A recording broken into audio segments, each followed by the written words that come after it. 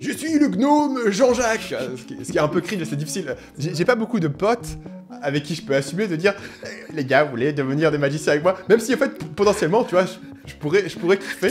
J'arrive pas à assumer à dire hey, Paul, tu veux pas être un orc de niveau 5 avec moi et tout. Donc au bout de 2 heures, le mec il m'a viré parce qu'il s'était fait... C'est un carte de cœur de merde. Parce qu'il s'était fait bolos par une araignée géante. Et l'araignée géante, c'était tu vois, un mec avec un balai et au bout il avait un peu une serpillière. Il a fait ouloulouloulou et il nous l'a mis dans la gueule. Et moi, je fais ah merde, faut que je tire dessus. Sauf que c'était assez dur de toucher le mec avec son balai, donc je l'ai raté. Et donc on s'est fait bolos par une araignée. Je me suis fait virer et je deviens un peu un renégat vagabond et tout ce là. Un autre de mes hobbies un peu similaire, c'est comparer mes performances sportives aux gamines en fait. Aux filles de genre 11-12 ans, tu vois. Et par exemple, vous saurez que sur un sprint, je prends le record mondial de la fille de 10 ans, tu vois. Et je pense, et c'est pour ça qu'en France, il n'y aura jamais de vraie révolution. Toi, je refuse de croire qu'un pays qui a pris... Putain, le mec, il dit que la révolution, mais que le monde ait connu, c'était pas une vraie révolution. Il n'y avait pas de produit laitier à l'époque. Si Genghis Khan, il avait accès à la danette vanille, tu penses qu'il serait fait chier? Non, le mec, il avait le seum, il avait son lait fermenté de jument. Il fallait qu'il fasse quelque chose, tu vois.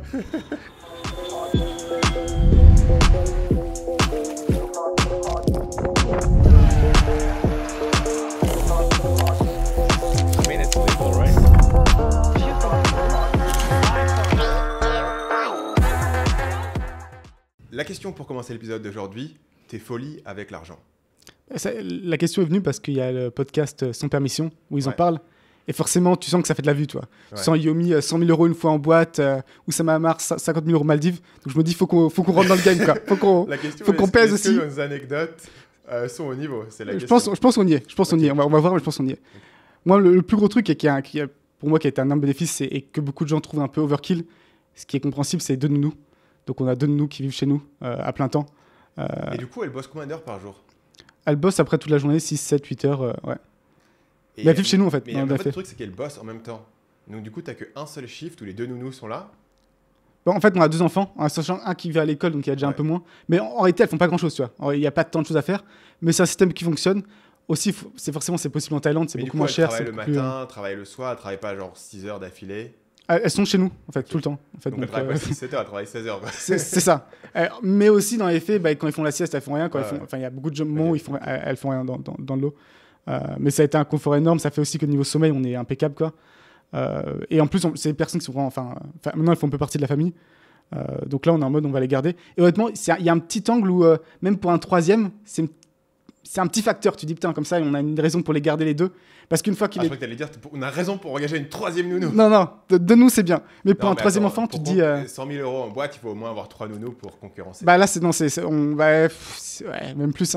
Faudrait quand même les augmenter sérieusement. Faut que je leur dise... pour être comparatif, faut que je leur dise, votre salaire annuel, c'est 1/10 de ce que Yomi claque en boîte à une soirée, tu vois. Pour vraiment leur donner la motivation et leur permettre de voir plus grand, tu vois. Devenir des nounous d'élite. Et je pense que c'est, notamment quand tu vis dans un pays comme la Thaïlande, c'est un truc qui est, par défaut, je pense, si tu as les moyens, tu devrais faire ça au moins une nounou. Je pense que ça aide énormément. Et ça retire beaucoup de pression aussi dans le couple. Je pense que c'est intéressant. L'autre truc aussi, on va avoir du mal à matcher les bouteilles en boîte, mais c'est les livres. Où c'est un des trucs que, assez rapidement... Ouais, mais prends ça sérieusement là. Le problème, c'est que ton intro du podcast, t'as mis la barre là et tu fais donc moi j'achète des livres. J'achète beaucoup de livres. Et il y en a beaucoup, genre. Donc ça s'additionne, hein, les livres, à 10 $ le coup. Tu lis beaucoup. Est-ce que du coup tu lis très vite ou tu passes juste beaucoup de temps à lire? Je pense les deux. Ouais. Je pense que je lis en moyenne 2 heures par jour environ. Ouais. Et je lis aussi très vite, plus que la moyenne. Donc je peux lire. Ça dépend des phases forcément, mais entre 2 et 3 livres par semaine. Mais aussi pour moi c'est pas quelque chose de difficile, toi. J'aime bien ça, donc c'est pas un accomplissement, quoi. Et notamment en livre, rapidement je me suis dit voilà, quand il y a un livre qui t'intéresse, t'achètes, tu réfléchis pas. Parce qu'encore une fois, si tu regardes un peu le ROI, il est absurde. T'as littéralement un expert qui a passé 30 ans de sa vie et qui te condense ça dans un bouquin et tu peux avoir ça pour 10 $, toi. C'est vraiment insignifiant pour moi. En tout cas, je pense assez rapidement, ça devient assez insignifiant. 10 $ plus le temps que ça te prend de le lire, en fait. Ça prend de lire. Se trouve le et là-dessus, par contre, forcément, il faut apprendre à... il y a des livres que tu lâches, toi. Comment tu décides? Moi, généralement, à 15%, si je suis pas dedans, c'est fini, quoi. Je me mets un peu cette threshold. Et du coup, maintenant, je dirais que quasiment la moitié des livres que je commence, je m'arrête là. Et c'est aussi le problème, par contre, j'ai de plus en plus de mal, notamment en non-fiction, à trouver des trucs intéressants. Ouais. parce qu'en fait, tu as un peu fait le tour, Les c'est un choses peu toujours les mêmes qu'on a en fiction, mécanismes. Tu vois vraiment les ficelles en fait. C'est ça, Une tu vois fois les que ficelles. vois, tu te dis, ah, ok, L'expérience vas-y, personnelle, sors, j'étais alcoolique, mais la course m'a sauvé la vie, la bonne respiration m'a sauvé la vie, le marketing m'a sauvé la vie. C'est toujours un peu les mêmes mécanismes. Et tu sens qu'ils ont généralement une idée, qui après tout tourne sur cette idée, et que ça reste un peu en vase clos. Mais aussi, c'est parce que j'en ai lu tellement qu'à un moment, forcément, tu as un retour marginal qui diminue. Un truc qui est plus récent, c'est la nourriture saine. Parce que ça, je trouve qu'on a facilement, et moi compris, facilement tendance à rager, toi. Tu vois un paquet de framboises à 3 euros, t'es là, c'est beaucoup trop cher. Putain, je te donne des prix, en fait, j'en sais rien, c'est cher. Les framboises, c'est pas très cher. Je pense en France, c'est pas cher, toi. Ici, c'est assez cher. Un paquet de framboises, c'est genre 7 euros. Hein. Ici, ça dépend de la saison, mais ça peut être relativement cher. Je pense en France, ça va être 7 euros.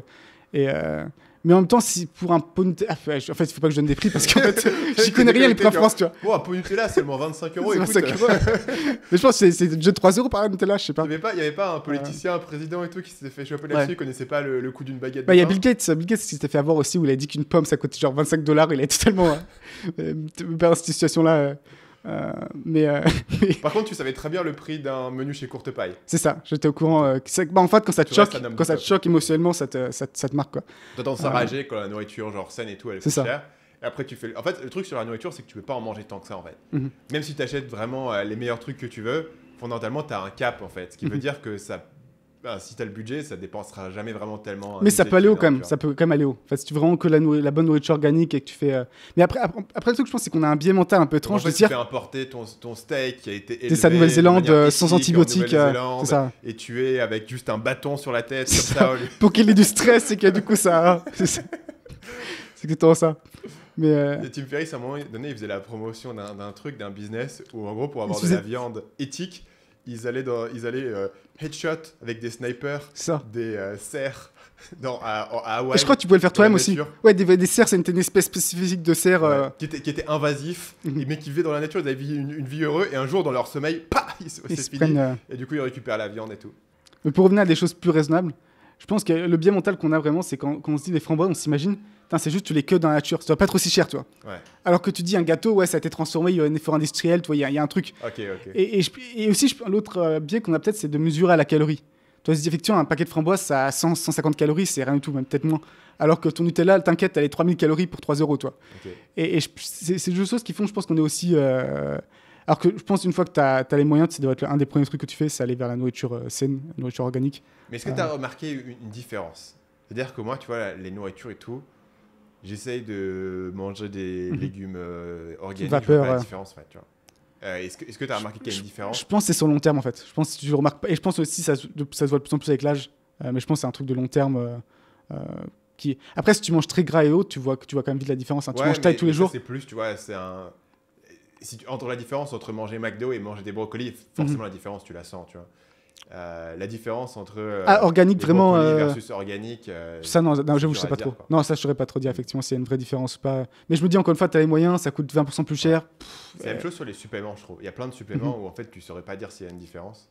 Et tu vas juste pour la marque qui est un peu plus cher en disant si c'est plus cher, il y a une raison. Non, simplement tu vois si prendre le supplément ou non. OK. Ouais. Ça peut être dur de vraiment le déterminer, surtout je trouve sur les trucs d'alimentation, sur le supplément, il y a tellement de facteurs que ce serait difficile de pouvoir déterminer en fait une différence ou de simplement savoir si tu as fait un effet placebo ou quoi. Là-dessus, je pense c'est en gros prendre les trucs les plus connus, donc ta fish oil, ta créatine, peu importe, et après juste essayer de croire en l'effet placebo, toi. Ouais. Toi-même te croire, tant qu'à faire si tu le prends et que tu penses qu'on tu vas le prendre, crois-y quoi. Enfin, considère que ça t'aide.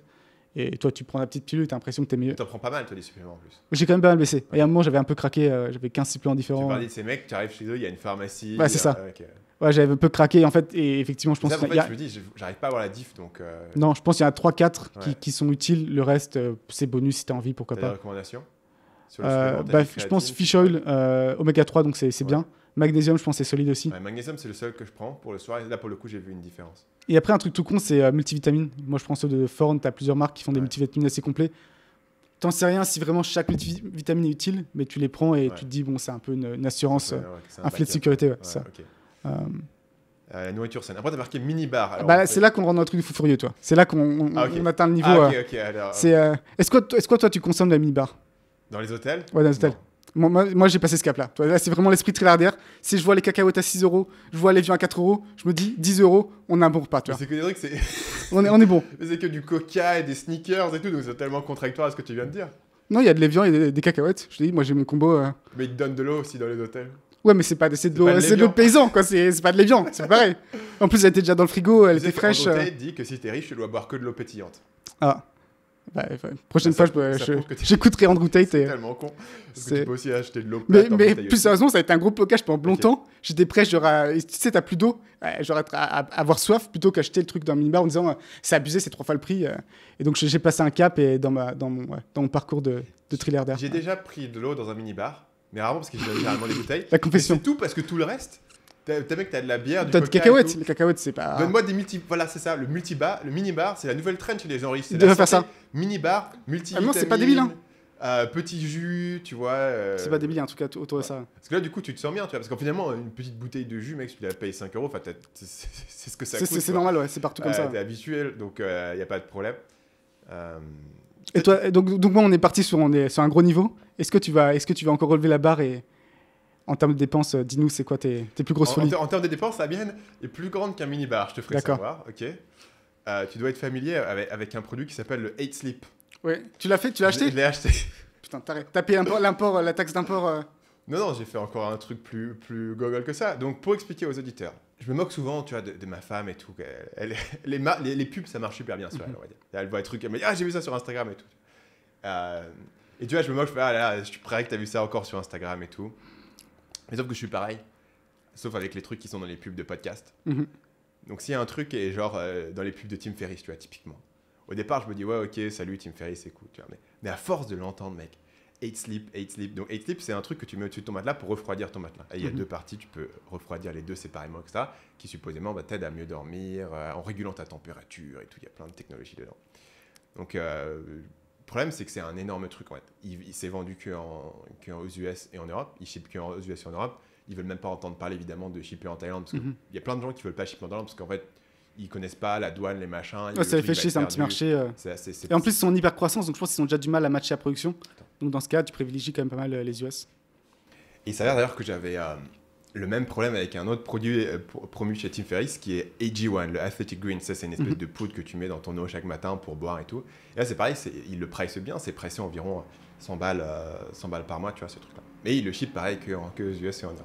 Il s'avère que je suis allé en France. Du coup, j'ai commandé le 8 Sleep en me disant je vais le commander et je vais le ramener, tu vois, moi-même. Le truc, c'est qu'en fait, j'avais pas capté, mais que c'est une énorme boîte, ouais, genre 1m50 sur 1m50, tu vois, c'est un cube de 1m50 sur 1m50 qui doit peser genre plus de 30 kilos. Et donc, je me retrouve avec cette énorme boîte, je me fais merde. Évidemment, je le déballe pas en France, parce que je me dis je pourrais jamais le remettre dans la boîte, donc je l'amène directement la boîte dans l'avion. Déjà, enfin, la dépense, tu vois comment ça coûte, 8 Sleep, ça coûte genre 4000 ou 4500 €, un truc comme ça. Donc déjà, c'est quand même une dépense pour un truc qui refroidit ton matelas un peu chelou et tout. C'est pas la dépense tellement, c'est vraiment le truc d'essayer d'expliquer à tes parents et à tes grands-parents ce que tu es en train de faire. Mec, t'as acheté un truc pour refroidir ton matelas, genre dans toute l'histoire de l'humanité, personne n'a eu besoin de ce produit. Qu'est-ce qui te fait penser que t'as besoin de ce produit? T'es l'homme le plus fragile de toute ta lignée, tu vois. Que t'as dépensé 4500 balles dedans, et qu'en plus tu vas devoir te prendre un supplément bagage de dingo pour le ramener. Donc t'as cet énorme truc, déjà, tu voyages avec les 2 enfants, les 5 valises, plus cet énorme cube de 35 kilos, t'as l'air un peu con. À la douane en Thaïlande, ils font bonjour, c'est quoi cet énorme cube? Et du coup, ma femme, qui a une présence d'esprit énorme, elle fait ah non, mais c'est juste des draps. Elle leur montre un drap. Des draps. Sur Ikea, tu vois un drap Ikea, c'est juste des draps. Et au fond, ok, vas-y, passez. Et du coup, non, j'ai acheté voilà, le 8 Sleep. Pendant un moment, je me disais, tu vois, est-ce que c'est vraiment un truc de gogol d'acheter ce truc juste parce que tu l'as entendu sur un podcast que tu n'as jamais essayé? Tu sais, ils ont une politique, genre essaye-le pendant 30 jours, envoie-le si tu l'aimes pas et tout. Dont évidemment, je n'ai pas du tout utilisé puisque je ne l'ai pas déballé pendant que j'étais là-bas et je l'ai ramené directement. Et du coup, j'ai acheté ce truc-là. Je pense que, en tout cas, d'un point de vue récent, c'est la principale folie, je dirais, en termes. Et ça donne quoi du coup? Je dirais que du coup, je me suis peut-être placebo, tu vois. Mais je dirais que ça fait une différence, ça m'aide à mieux dormir. Évidemment, le truc, tu vois, c'est que ça va pas changer ton sommeil. C'est-à-dire que si t'as pas les fondamentaux en place, c'est-à-dire arrêter les écrans, dormir tous les jours à la même heure, le soleil le matin, enfin, tu vois, le starter pack du mec qui écoute Uberman, ça va pas te sauver, en fait. Je pense qu'une fois que t'as tout ça, ça aide. Ça aide aussi un autre truc, c'est que, en fait, si les 2 personnes dans la chambre ont pas les mêmes préférences en termes de température, chacun peut ajuster séparément, ce qui, pour le coup, aide. Et je dirais qu'une fois que tu réfléchis comme ça, en fait, même si tu as dépensé 4500 € pour un truc, si ça t'aide à dormir un peu mieux, une fois que tu calcules le ROI sur ton temps, tu vois, tu dis, ok, de toute manière, je le rattrape. Moi, c'était plus, je trouve, juste expliquer à mes grands-parents ce concept. Je me suis dit, ouais, je suis un peu gogol sur ce coup-là. En tout cas, j'ai l'impression. Mais pour moi, je pense que ça va être un marché long terme. Nous, d'ailleurs, on est en train de développer un. Ouais, le refroidisseur l'équivalent à Eat Sleep. Ouais.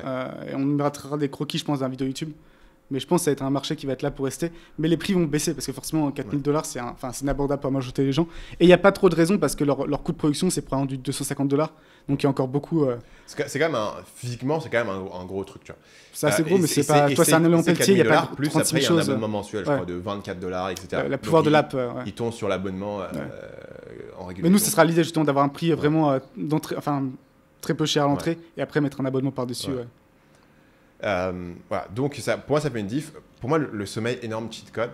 D'ailleurs parfois je repense à cette vidéo que j'avais fait à une certaine époque sur la détox de dopamine, et j'ai l'impression que au moins 50% des bénéfices que j'avais eu sur la détox de dopamine, c'était juste en fait d'améliorer le sommeil, et que le reste, de dire ok t'as pas consommé de dopamine, etc., c'était moins important en fait. En tout cas ça avait un rôle, mais c'était moins important parce qu'en fait j'ai l'impression que dans les périodes où je dors vraiment très bien, je suis très clean là-dessus, en fait j'ai le même. Mais est-ce que c'est aussi parce que justement les niveaux de dopamine sont plus stables, donc c'est plus facile de t'endormir à l'heure et ainsi de suite. Je pense que c'est un cercle vertueux, quoi. Ouais, c'est plus facile de t'endormir à l'heure, et en fait simplement le truc c'est que t'arrêtes les écrans assez tôt, tu récupères en fait. Tu vois, si t'as des écrans plus tôt dans la journée et que t'as de la dopamine, ça va pas foirer ton sommeil en fait. Mais c'est juste effectivement que si tu regardes un truc, tu vas peut-être arrêter les écrans un peu trop tard, et du coup tu repousses un peu ton sommeil et t'es un peu moins régulier sur 7 heures de sommeil. Et là je pense que ça fait une grosse diff. Mais du coup le sommeil, il y a un cheat code, et moi tout ce qui est autour du sommeil, tu peux vraiment me faire dépenser en fait. Sur les suppléments, sur les trucs, et sur d'autres trucs je suis plus sceptique, genre sur les brocolis bio, etc. versus les brocolis normaux, je suis un peu en mode quelle différence ça va faire. Mais tout ce qui est lié au sommeil, tout ce qui peut me dire ok je vais faire augmenter. Il y a un autre élément, et ça c'est un truc qui était surprenant sur le Eat Sleep, c'est que c'est un assez bon sleep tracker en fait. Du coup j'ai arrêté d'utiliser l'Oura Ring et je me repose sur Eat Sleep. Voir les mouvements, en partie parce que Eat Sleep me donne un meilleur score. D'accord. Mais du coup une fois que tu traques ton sommeil, en fait c'est plus facile de voir la différence. Parce que tu me dis ok j'ai un supplément qui va donner genre 10% plus d'énergie, tu vois. C'est difficile pour moi de voir la différence entre 10% plus d'énergie. Par exemple, tu me dis ok ça va augmenter de 10% ton taux de sommeil, et comme je le mesure exactement avec un outil, mais en fait sur un mois versus un mois où j'ai utilisé le supplément, normalement je peux voir une différence, tu vois. Et donc sur le Eat Sleep tu vois une différence, et sur le magnésium aussi j'avais vu une différence. Donc sur le sommeil, moi je suis un énorme, voilà, s'ils sortent un truc, s'ils sortent l'équivalent de la boîte de nuit à 100 000 €, genre je sais pas, ils te mettent sous hypnose et ils te remplacent des trucs dans ton corps, etc. Tu sais que c'est une vraie business. Je t'ai parlé de l'hypnotiseur pour une histoire de Dogecoin. On en reparlera, je pense, à la fin du podcast aussi de ça. Mais en fait, moi, j'étais allé pour tester pour qu'il m'hypnose. Enfin, je voulais voir ce qui se passait. Est-ce que je pouvais être hypnotisé, toi? Et en l'occurrence, oui. Mais apparemment, pas pour faire des trucs, toi. Et en gros, mais par contre, j'ai passé la meilleure sieste de ma vie. En fait, t'es allongé, il te met dans un état de truc profond. Et après, il te réveille tranquillement. Et j'étais plein d'énergie, toi. Ouais. Et je me suis dit, le vrai truc de trilliardaire, c'est le mec à la maison. C'est ça. Il vient chez toi, il te met dans ton petit lit, t'attends, et il vient à côté de toi, et t'hypnose. Il attend pour 1 heure parce qu'il doit continuer à te parler pour 1 heure, toi. Pour que tu restes dans l'hypnose. Et après, il te réveille. Ce serait, là, en termes de dépenses de folie, ce serait le top du top, ça. Ok, c'est génial. On peut pas faire mieux. On va passer au programme. Programme première partie, un truc sur un peu des idées de business, comment gagner de l'argent avec la fiction. Et la deuxième, la vraie raison pour laquelle vous êtes un loser. Ce qui se cache derrière ce titre, c'est ce qu'on avait précédemment appelé comment avoir de l'énergie toute la journée.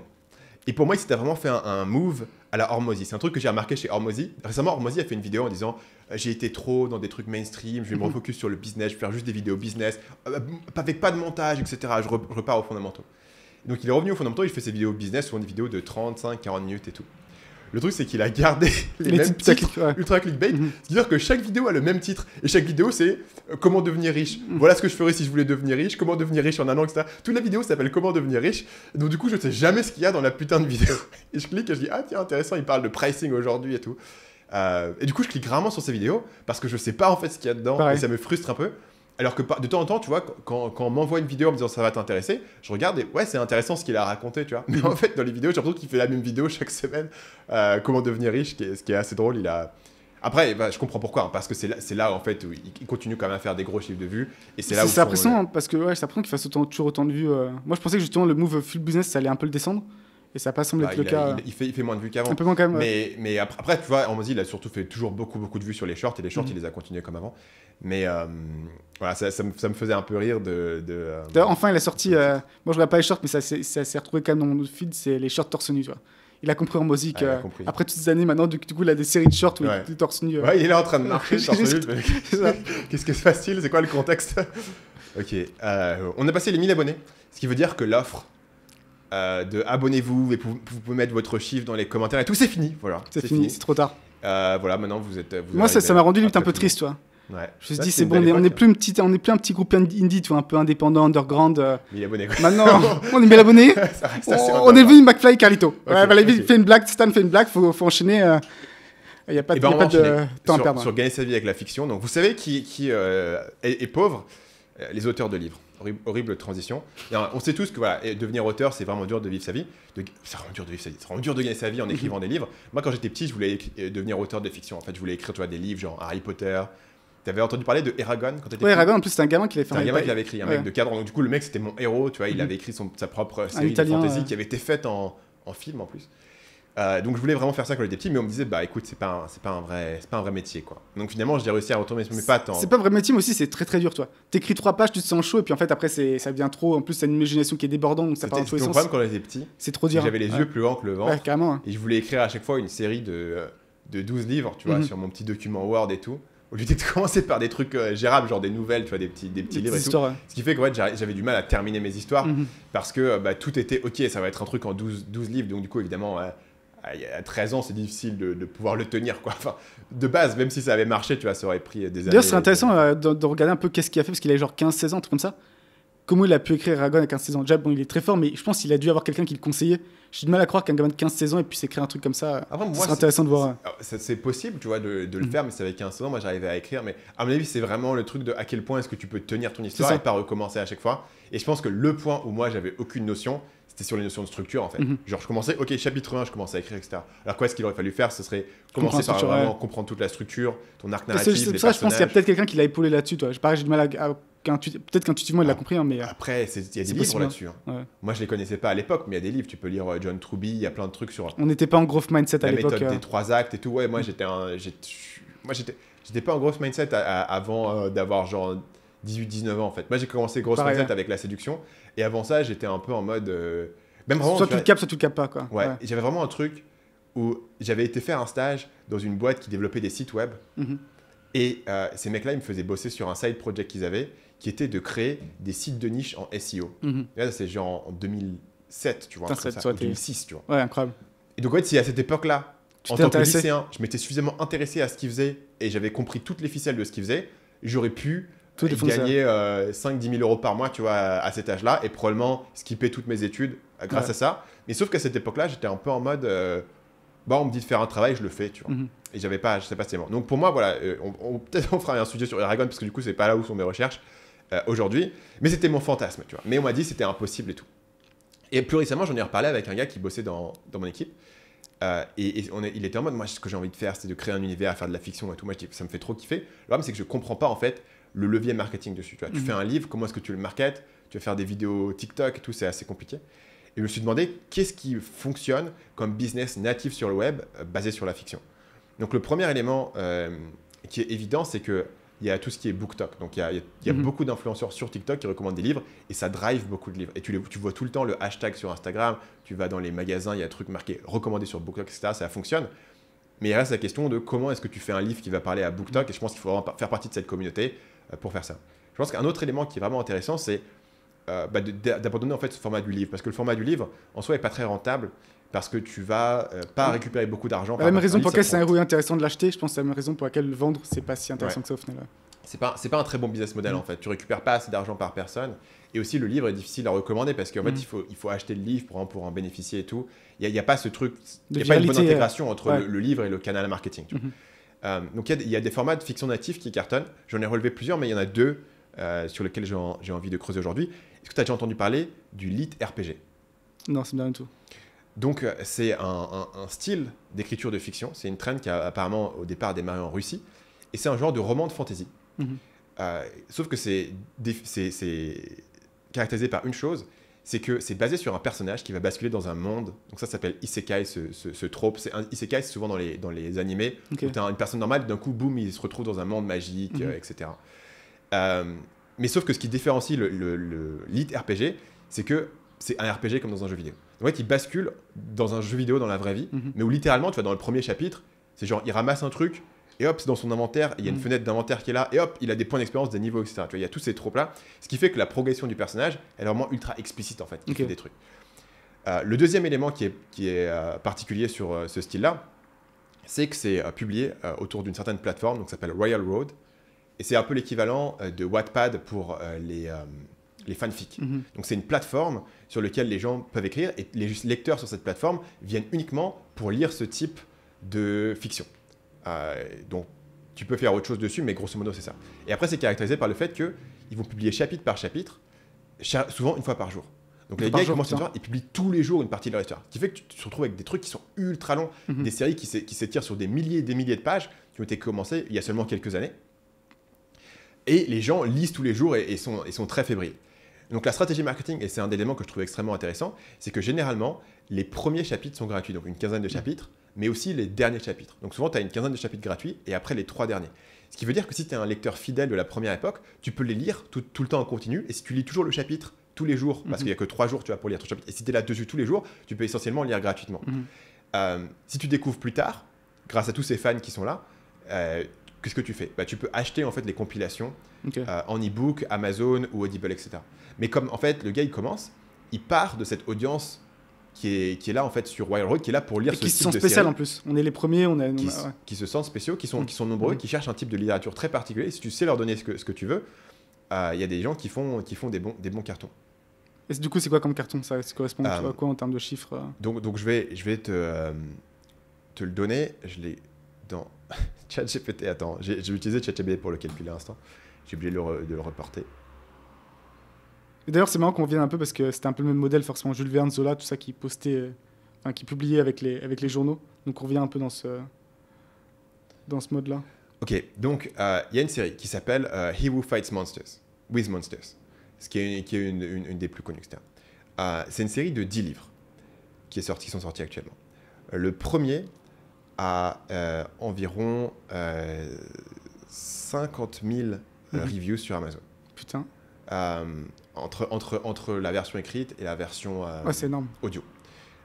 Donc potentiellement, il aurait vendu quasiment 500 000 livres, tu vois, potentiellement.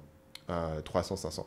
Et il a fait 10 livres, et donc le dernier a environ 180 000 ventes, un truc comme ça. Donc tu vois, il a vendu, selon mon calcul ChatGPT, peut-être jusqu'à 3 millions de livres. Tu vois. Il est possible que mon calcul soit faux sur le pourcentage de reviews, mais tu vois qu'en fait, il y a des dizaines de milliers de reviews, ce qui est équivalent à des livres vraiment best-sellers. Genre 100 000 reviews, c'est genre... je pense qu'ils ont un plus gros taux de reviews parce que justement, ils sont une communauté très mobilisée qui va laisser des reviews. Mais même en prenant ça en compte, je pense 10%, c'est largement honnête. Toi. Ouais. 10% des gens, c'est déjà beaucoup. Ouais. Donc si tu prends en compte qu'il a vendu quelques millions de livres, potentiellement, en fait, à une audience de 200 000 personnes, tu vois, mais qui en ont juste acheté 10, de 200 à 250 000 personnes, tu vois, mais c'est très populaire, tu vois, sur Reddit et tout, les gens en parlent vachement. Et il gagnerait... ces livres Kindle sont pas vendus très cher, ils sont vendus $5. Donc là-dessus, il gagnerait genre 2-3 $3,5, un truc comme ça. Et par contre, sur Audible, il doit gagner plus. Sur Audible, il doit gagner genre 7 € par écoute. 5 de moyenne, au moins, il a fait au moins 1 million, probablement, de profit. À mon avis, il a fait plus, tu vois. À mon avis, il a fait pas loin de 10. Et puis après, c'est une IP, c'est du merch, potentiellement, il y a encore plein de trucs derrière. Et voilà. Et donc, le volume, tu vois, c'est que lui, premier livre, première compilation est sortie en 2021. Il a sorti donc 11 livres, enfin 10, et il y en a un 11e qui sort. Donc ça fait presque 3 livres par an. Et chaque livre fait environ 700 pages. Pour moi, c'est là, en fait, la barrière à l'entrée, c'est juste, il faut que les mecs soient vraiment ultra prolifiques, quoi. Après, du coup, c'est des histoires assez simples, c'est l'histoire d'un mec qui bascule, c'est un gars normal, etc. Et ça, je pense que c'est vraiment la manière dont ça fonctionne, pourquoi ça marche. C'est vraiment, en fait, le fantasme du mec normal qui devient un héros, mais qui est distillé à sa plus pure version. C'est toujours un mec random, qui n'a aucun talent particulier, qui débarque dans un monde, et il a un destin particulier dans ce monde, et en plus, il va avoir une progression ultra linéaire et tout. Et je pense que ça vraiment fonctionne pour des gens qui ont l'impression de ne pas trop avancer dans la vie, ou qui ont envie de s'échapper. Et qui ont joué beaucoup de jeux vidéo, qui ont ces mêmes mécanismes. Qui ont envie de s'échapper, et donc du coup, pourquoi lire ça plutôt que jouer à un jeu vidéo? Il y a quand même un arc narratif qui est différent, ça te demande pas toi d'avoir un input, tu peux le lire sur ton téléphone pendant que tu es dans le transport, etc. Et ça crée ce côté addictif où les gens ont envie de lire un chapitre en plus. Et ça m'amène à un aparté, je trouve un trope de fiction que je trouve vraiment intéressant. c'est que dans toutes les fictions qui sont connues, qui ont le plus de succès, le héros devient toujours un héros essentiellement contre sa volonté. Il va soit tomber dessus par hasard, soit souvent il a un destin, soit parce qu'il a été choisi, comme Harry Potter, comme Luke Skywalker, soit parce que c'est ses parents, etc. Et c'est jamais une personne qui a la volonté de faire quelque chose et qui construit en fait son destin. C'est toujours un destin qui lui est donné. Pourquoi ? Parce que ça doit être une personne normale en fait. Si c'est genre une personne qui a décidé, moi je vais renverser l'empire du mal, c'est plus difficile de t'identifier avec cette personne. Parce que tu te dis, bon, moi, je ne serai jamais cette personne. J'irai jamais renverser Dark Vador tout seul, tu vois. Mais peut-être que, je ne le sais pas, mais que mes parents étaient des gens avec un destin et qu'en moi, j'ai le pouvoir de la force. Et ça, je pense que c'est vraiment un trope qui est très fort. Et là, il est amené à son paroxysme. Et je pense que, vraiment, si on veut comparer à l'équivalent féminin, c'est vraiment Twilight, en fait. Ou 50 Shades of Grey. Donc, Twilight, c'est un mec, un vampire ultra beau gosse qui a vécu pendant 1000 ans. Et il tombe éperdument amoureux d'une random lycéenne de 15 ans qui n'a absolument rien pour elle. Et 50 Shades of Grey, c'est la même chose. C'est un mec qui est beau gosse, milliardaire, qui a tout ce qu'il veut et qui tombe amoureux de cette random étudiante, etc. Et d'ailleurs, ils la décrivent pas. En fait, ils font bien gaffe de pas décrire à quoi elle ressemble la fille dans 50 Shades of Grey, justement pour laisser la possibilité de... Et je sais pas si c'est pareil dans ces bouquins aussi, oui. Justement, ils essaient de rester un peu vagues pour que la personne puisse s'imaginer être... Il n'y a pas de description de personnage principal. Le personnage principal a le nom le plus générique possible. Généralement, il s'appelle Jason. Jason, tu sais rien sur sa vie, tu sais pas ce qu'il faisait, tu sais pas quelles sont ses compétences. C'est essentiellement... Il laisse ouvert, une feuille blanche. Un mec qui débarque et qui va évidemment avoir ce destin. Tu vois, je pense qu'il y a un fantasme là-dessus. Donc du coup, c'est un genre qui a l'air de bien fonctionner commercialement et, que j'ai découvert. Et il y a plein de livres là-dedans. Et voilà. Là, c'est un des plus connus, mais moi, quand je suis sur Audible, il me les montre, et à chaque fois, il y a des dizaines de milliers de reviews, et surtout, il y a des dizaines de tomes, en fait. Voilà, ce qui est assez cool. Un deuxième exemple que j'ai, j'imagine que tu n'as jamais vu cette chaîne dans tes recommandations, s'appelle MSA. Normalement, à l'origine, c'était My Story Animated. Donc, le concept de base, c'est, t'es une lycéenne, il t'est arrivé un truc intéressant au lycée, tu vas nous envoyer une histoire, et nous, on va faire un dessin animé qui raconte ton histoire. Sauf que, au fil du temps, j'ai l'impression que ça part un peu en couille là. Ça a totalement dérivé et je suis une chanteuse, mais personne ne sait que je suis une chanteuse, donc essentiellement c'est Hannah Montana, mais moi je le sais, qu'ils ont refait. Et sur la photo, elle s'est mangée par un chien. On sait pas pourquoi. Elle a fait par un chien. Un milliardaire m'a engagé pour sortir avec son fils. Ma mère et mon frère sont en fait des agents secrets. Enfin, c'est que des trucs comme ça, tu vois. Donc, alors en fait le concept on raconte l'histoire d'une personne, mais sauf que les histoires sont au fil du temps sont devenues de plus en plus farfelues. Et du coup, c'est assez drôle à regarder, mais ça cartonne. Ils sortent 2 vidéos par semaine qui font, tu vois, sur la semaine dernière, 5,5 et 6 millions de vues sur la version originale en anglais. Donc déjà, ils sont plus... Pour faire 2 dessins animés par semaine, c'est une grosse équipe derrière qui sort, etc. La chaîne, au total, a 10 milliards de vues. Ils ont 21 millions d'abonnés sur leur chaîne principale en anglais. Donc, ce qu'ils ont fait sur les 30 derniers jours, c'est 176 millions de vues. Tu sais, c'est qui l'audience, ça ? Parce que, effectivement, je n'ai jamais vu passer, moi. C'est des gamins et des enfants, des ados. Des ados, ok. Ouais. C'est pour ça que c'est que des trucs autour du lycée, etc. C'est des histoires farfelues. Mais ça fonctionne extrêmement bien. L'animation est un peu manga, une animation assez... C'est bien fait, tu vois que c'est fait par des pros, mais il y a des moments où tu sens que c'est un peu statique, tu sens qu'ils essaient quand même de garder les coups. Mais bon, après, sur certains animés, manga, tu peux voir aussi un peu les éléments statiques, mais du coup, il y a un style un peu manga, même si c'est des histoires qui sont généralement basées, high school normal, etc. Il y a beaucoup de trucs sur je suis une célébrité cachée, etc. Donc je pense qu'il y a aussi une audience féminine, globalement. Et on rejoint le même truc du truc d'avant, quoi. C'est en gros l'idée d'être un héros caché qui se découvre. Exactement. C'est une fille avec des lunettes, mais tout d'un coup, les 2 mecs les populaires de l'école sont amoureux d'elle, trucs comme ça. Et puis il y a pas mal de trucs assez glauques sur le nouveau petit ami de ma mère est amoureux de moi. Il y a aussi des trucs un peu glauques là-dessus. Donc 176 millions de vues sur un mois. Rien que sur du AdSense, t'es à du 350 000, 500 000 $ sur cette chaîne-là. qui adaptent des histoires. Donc là, pour le coup... Est-ce qu'ils monétisent différemment? Est-ce qu'il y a... Ou c'est juste ça? Donc ils ont sorti des espèces de merch, de trucs, ils ont sorti une app, etc. Je pense que la majorité, ça reste AdSense, mais je pense que pour le coup, il y a beaucoup de potentiel dessus. Ouais. J'ai pas l'impression qu'ils fassent beaucoup de pub et de placement de produits, mais il y a l'opportunité de faire de la pub et du placement de produits là-dessus, tu vois. Ils pourraient faire une vidéo autour de... J'ai acheté un matelas 8 Sleep et ça a changé ma vie, tu vois. Ça marcherait pas parce que c'est pas la bonne audience. Mais tu vois des éléments comme ça. Je pense qu'il y a d'autres éléments de monétisation, mais juste sur AdSense, le volume, tu vois, est énorme. 176 millions de vues par mois, c'est vraiment colossal. Et après, ce qui est incroyable, c'est que du coup, ils déclinent ça dans toutes les langues. Donc il y a une chaîne en français qui a plus de 2 millions d'abonnés. Du coup, maintenant, tu penses que c'est eux qui écrivent les scénarios eux-mêmes, je pense. Ils reçoivent plus d'histoires, je pense que c'est non, eux qui écrivent. C'est clair qu'ils ne reçoivent pas d'histoire. D'accord. Parce que ces histoires, ces histoires, elles sont écrites avec un truc, elles sont écrites autour d'un titre, clickbait, tout écrit. Ils ont un studio en interne avec du scénario. Je pense entre écrire et animer, ça doit coûter quoi, 25-30 000 par vidéo peut-être, dans cet ordre-là. Je pense que c'est l'ordre de grandeur après, donc ils sont quand même très très rentables. À mon avis, ça coûte de l'argent, mais le mode est énorme. Et en plus, le back catalogue va faire plein de vues parce que c'est comme ça, en fait, tu regardes, tu vois, sur un mois, les nouvelles vidéos, on fait, on va dire, 30, 40 000 vues, etc. Mais le reste, c'est les anciennes. Ils font x4 sur le backlog parce que évidemment, c'est des vidéos qui se périment pas. Et les vidéos les plus populaires, la plus populaire, personne ne savait que j'étais une chanteuse célèbre. Donc, le rip-off de Hannah Montana, ça a 72 millions de vues. Et ça, c'est juste la version anglaise. Ils ont plusieurs vidéos qui font 50, 40 millions de vues et tout. La version française, du coup, ils font 11 millions de vues par mois, qui est déjà honorable. Et donc, ça ferait, tu vois, 25, 30 000 euros juste sur AdSense. Sur la version française, qui est juste, du coup, on a réenregistré les voix et on a publié. Évidemment, c'est dans toutes les langues. C'est en russe, c'est en allemand, c'est en espagnol, c'est en hindi, dans toutes les langues. Donc, du coup, j'ai pas essayé de trouver toutes les chaînes et de voir l'empire en entier. Mais à mon avis, tu es au moins sur le double des 350-500 cas au total. Et donc, c'est un truc qui doit faire... voilà. Ils ont fait leur propre studio de dessin animé et ça cartonne parce qu'ils ont trouvé le bon format avec la bonne psychologie, voilà, qui sont en fait trouvé ce titre absolument improbable et après raconter tant bien que mal une histoire qui vient pay off ce titre. Et je pense que effectivement c'est une audience d'adolescence principalement. Et du coup, toi, si tu devais rentrer dans ces deux business, tu ferais comment? Ce serait quoi ton angle? Si quelqu'un qui nous écoute, il veut aller là-dedans, comment tu t'y prendrais quoi? Sur le premier, tu peux soit dire, ok, je vais aller faire du lead RPG et aller directement en frontal parce que c'est un style. Si tu es très bon là-dedans, pourquoi pas? Et en fait, je pense que si ça te plaît en fait. Et je pense que probablement c'est un livre c'est un genre qui va être de plus en plus popularisé. Et du coup, tu vois, parce que pour aller sur Royal Road, il faut être un peu un nerd, etc. Mais après, les bouquins arrivent sur Amazon, ils sont super recommandés, ils ont des énormes reviews, tout le monde en parle, etc. Donc tu vois, il y a une audience. Je pense que là-dessus, il y a des opportunités de le faire directement. Mais ça, c'est l'approche frontale.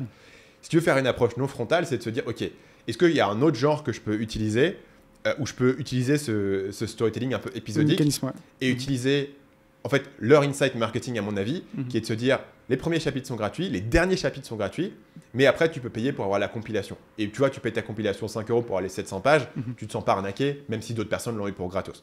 Donc est-ce que tu peux faire ça dans un autre domaine où il y a plein de gens qui le font dans la romance? Donc, Amazon a un système qui s'appelle Amazon Vela qui est essentiellement ce système-là mais embed sur Amazon. Mais pareil, là il y a une audience très particulière. La difficulté, si tu fais ça, c'est que du coup, tu n'as plus l'audience de base de Royal Road.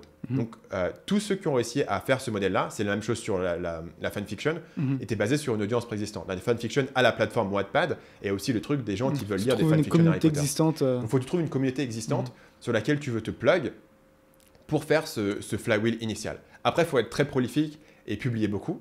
Mais là, je pense qu'il y a un business qui peut être fait là-dessus. Moi, je connaissais des gens qui faisaient par exemple des bouquins d'horreur qui faisaient écrire par des gens et après ils les mettaient sur Audible, etc. Et c'était des business qui sont viables. Et je pense que sur le lead RPG, il y a aussi un business qui est viable là-dessus pour une personne qui voudrait se spécialiser. Sur MSA, j'ai beaucoup réfléchi à ça et c'est beaucoup plus dur parce que le problème, c'est que ça coûte cher. D'animer. Et le problème, c'est comment est-ce que tu arrives à un point où tes break-even, c'est assez difficile. Donc moi, j'avais commencé à faire des expérimentations pour le faire autour de l'IA. Donc il y a une version cheap autour de l'IA, où tu fais écrire... Donc là, sur l'IA, le gars que j'avais vu, il ciblait une audience un peu plus âgée. Donc tu fais plus un truc pour une femme middle America de 45 ans, etc. Mais ça va rester beaucoup de trucs sur mon mari m'a trompé et voilà comment j'ai pris ma vengeance. Ou alors, elle a humilié un SDF, mais après elle s'est rendu compte qu'il était un milliardaire. Enfin, des histoires comme ça. Comme les chaînes d'Indiens, là. Ça, c'est fou, hein. Les chaînes aussi qui ont 50-100 millions de vues. Beaucoup de chaînes, hein, je pense en Inde. Et avec, tu vois les commentaires, et c'est un peu déprimant sur Muté, où les gens semblent y croire vraiment premier degré, tu vois. Ils comprennent pas. Et ce qui est... Alors, pourtant, le truc, c'est évident. C'est un gros truc, tu vois, c'est de la fiction. Mais ça existe. Et là, j'ai vu des chaînes qui cartonnaient bien là-dessus, parce qu'ils vont publier des vidéos qui sont longues, donc genre de 40-45 minutes, qui ont un bon watch time. C'est écrit, à mon avis, en bonne partie avec de l'IA. La voix est IA, tu l'entends directement, la voix c'est de l'IA. Il y a une bonne miniature. Et après, au niveau des visuels, ils utilisent juste des b-roll en fait, génériques. Donc, tu n'as pas un acteur qui reste. Mais tu fais... Et là, pour le coup, ça, j'en ai déjà produit quelques-unes, moi, tu vois, tout seul. Et en genre 2-3 heures, tu peux faire ta vidéo de 40. Et ça a fonctionné comment, du coup? Les miennes n'avaient pas fonctionné, mais j'en ai fait que quelques-unes. Le problème, la difficulté, c'est qu'en gros, après, il faut matcher les b-roll un par un, etc. Les miennes n'avaient pas fonctionné. Il y avait un truc que j'ai fait qui avait fonctionné avec l'IA, c'est que j'avais fait des audiobooks de romances que j'avais postés. Et là, tu vois, il y en avait qui avaient fait plusieurs milliers de vues. C'est vraiment des audiobooks que j'avais fait j'avais écrit avec l'IA, et après, j'avais fait une voix IA et je les avais postés. Et là, pour le coup, ça faisait des vues, les gens les écoutaient et tout. Donc, je pense que même ce contenu fiction, même si tu appuies beaucoup sur l'IA, ça peut marcher. Les audiobooks n'avaient pas de visuel, donc c'était beaucoup plus facile à faire. Si tu veux faire un truc un peu à la MSC, c'est bien de faire des visuels. Mais si tu te fais un peu chier, tu peux faire en fait un truc qui ne sera pas animé comme eux, mais avec Midjourney, en te faisant un peu chier. Et je pense que dans les 6 mois, à mon avis, c'est probable que ce soit de plus en plus facile. Et là, pour le coup, ça te demande juste un peu de temps, tu vois, ça te demande quelques heures pour faire un dessin animé, mais du coup, s'il fait moins de vues, ça marche, et potentiellement, ça peut devenir, si tu copies un peu la formule MSA, ou en tout cas, tu copies un type de storytelling pour une audience bien précise, ça marche. En fait, le problème, je pense, ce qui est fort chez MSA, c'est qu'eux, ils ont fait un contenu, probablement, c'est pas des adolescents qui créent ce contenu. Non. Donc, le problème, c'est que les gens, si tu veux faire un contenu de fiction qui t'intéresse à toi, c'est pas forcément le truc le plus commercial. Mais si tu fais le truc le plus commercial, à mon avis, il y a des opportunités. Notamment sur les adolescentes ou sur les femmes, tu vois, les lectrices qui vont lire des bouquins de romance, etc. Il y a des marchés qui sont établis là-dessus. Tous les trucs d'horreur, il y a plein de gens sur YouTube qui font beaucoup d'argent en racontant des histoires d'horreur. Genre 5 histoires d'horreur autour du camp de feu, etc. Et c'est souvent des mecs avec une voix bien grave, tu vois. Mais c'est juste un audio, en fait, souvent. Donc, en fait, la production est très simple. Ils écrivent juste des histoires d'horreur. Et après, ils te les racontent avec une voix grave. Et ça fait des vues pour toujours. Parce que c'est pareil, toi, ça périme pas et tout. Donc, il y a vraiment des niches autour de ça sur les histoires d'horreur que tu peux trouver. Et donc, ce que je regardais aussi, c'était est-ce qu'on pourrait faire des histoires d'horreur genre ultra spécialisées, des histoires d'horreur genre juste qui se passent autour d'un lycée, par exemple, ou juste, tu vois, est-ce que tu pourrais taper dans une niche plus le concept de l'horreur pour faire des vidéos qui feraient des vues et qui auraient une audience. Et après, derrière, tu as plein d'opportunités de monétisation autres, en fait. Tu peux vendre de la merch, tu peux promouvoir des produits. Tu peux changer de format, tu peux faire des formats différents. Tu peux changer de format, faire des formats différents. Tu peux essayer d'essayer de faire pivoter ça sur un film, etc. Je pense que tu vois, le mec qui a fait la lead RPG, c'est un peu si un studio de cinéma veut adapter ça, c'est un peu un rêve parce qu'il y a une audience existante. Un manga, ce serait super facile. Je pense un manga, ça paraît évident comme genre de truc qui fonctionne. Voilà, donc il y a des opportunités. Moi, j'ai un autre pitch qui, je pense, peut être intéressant. Tu vas te souvenir quand tu étais petit des aventures dont vous êtes le héros. C'est un truc qui est un peu démodé aujourd'hui. Mais je pense qu'il y aurait vraiment un truc de relancer les aventures dont vous êtes le héros, mais sous forme d'app, avec un storytelling grâce à l'IA, en fait. Moi, je te dis que ça n'existe pas, que ça soit pas devenu déjà populaire ou que je suis surpris. Surtout pour les enfants, ce serait pas très dur d'écrire un truc pour les enfants qui passent. Et tu peux dire ce que tu fais ensuite, et après on te répond que ça. Donc, si tu veux le rendre. Je réfléchis toujours, en fait, est-ce que cette idée de business a un concept marketing qui est embed dedans? Et c'est là où la fiction, c'est très difficile, parce que même si tu écris un bon livre, il n'y a pas un marketing qui est embed. Là-dessus, il y a un marketing qui est embed. C'est juste, tu prends un screenshot, tu partages sur les sociaux, regarde ce qui m'est arrivé, regarde ce qui s'est passé dans mon histoire, ou à la fin de l'histoire, tu as juste un résumé qui est là, que les gens peuvent partager, ou alors tu fais comme sur ChatGPT, où tu peux partager un lien, et quelqu'un peut aller lire l'histoire entière, et tu as envie de créer la meilleure histoire pour que les gens puissent aller le lire derrière, etc. Je pense qu'il y a vraiment un truc social, viral, qui peut être intéressant là-dessus. Ou alors faire même, tu vois, une histoire multijoueur où tu as différents personnages et tes amis jouent aussi, et tes amis sont un personnage du truc qui participe et ils prennent des décisions. Je pense qu'il y a plein de trucs que tu peux faire. Essentiellement, faire un peu un jeu de rôle, mais donné aux masses, tu vois, où tu n'as pas besoin d'être cringe et de trop jouer le truc ou de te déguiser en nain et tout. T'as déjà fait des jeux de rôle, toi? J'avais fait un jeu de rôle qui s'appelle Fiasco, qui est une tuerie, parce que tu peux le faire en genre une seule session. Et ce qui est bien, c'est que c'est pas basé autour d'un univers genre. T'es pas obligé de faire « Je suis le gnome Jean-Jacques !» Ce qui est un peu cringe, c'est difficile. Moi, j'ai pas beaucoup... On sait déjà l'intro de l'épisode, on sait ce qu'on va mettre. J'ai pas beaucoup de potes avec qui je peux assumer de dire les gars, vous voulez devenir des magiciens avec moi? Même si, en fait, potentiellement, tu vois, je pourrais kiffer. J'arrive pas à assumer, à dire « Hey, Paul, tu veux pas être un orc de niveau 5 avec moi et tout ?» Mais le jeu Fiasco est basé plus autour... tu vois les films des frères Cohen, basé un peu sur l'univers. Donc, c'est toujours... un peu des losers qui veulent faire qui veulent voler un truc, mais ils se foirent, etc. Et comme c'est qu'en une session, ça dure genre 2 heures, donc tu vois, t'as pas besoin de faire revenir les gens et tout. Et surtout, tu peux faire mourir les gens, en fait. Tu t'en fous si tu meurs et tout, pas grave, c'est juste pour raconter un film et tout. Donc j'ai fait ce jeu de rôle que j'avais vachement kiffé, et ça m'a fait penser qu'il la mécanique du jeu de rôle, l'autre élément ici, c'est que tu vois, il n'y a pas tous les trucs de je fais un jet d'initiative et tout. En gros, ils te disent juste. T'appuies sur le bouton et hop. Tu fais un truc et c'est juste genre ça marche ou ça marche pas, tu vois. Et du coup, si, ok, j'ai essayé de convaincre le mec de la banque d'ouvrir le coffre, ça n'a pas marché. Qu'est-ce qui se passe ? Il m'a sorti un flingue, il m'a tiré dessus, tu vois, un truc comme ça. Donc du coup, il y a moins de mécaniques à expliquer qui rendent difficile. Je pense que vraiment cette idée du jeu de rôle, mais apporter aux gens qui sont pas des gros nerds, ça a du potentiel. Surtout si tu peux l'apporter à un public féminin. Surtout si tu peux garder l'aspect social. Et surtout si tu peux pas avoir besoin d'un maître du jeu qui a passé 15 heures à poncer le manuel pour comprendre le niveau, le donjon, etc. Ça, je pense qu'il y a un portier. Il y avait un produit qui s'appelle AI Dungeon qui faisait à peu près ça, mais du coup qui était très... Ça datait, c'était genre GPT-3. C'était avant ChatGPT qui faisait ça. Ça existe toujours.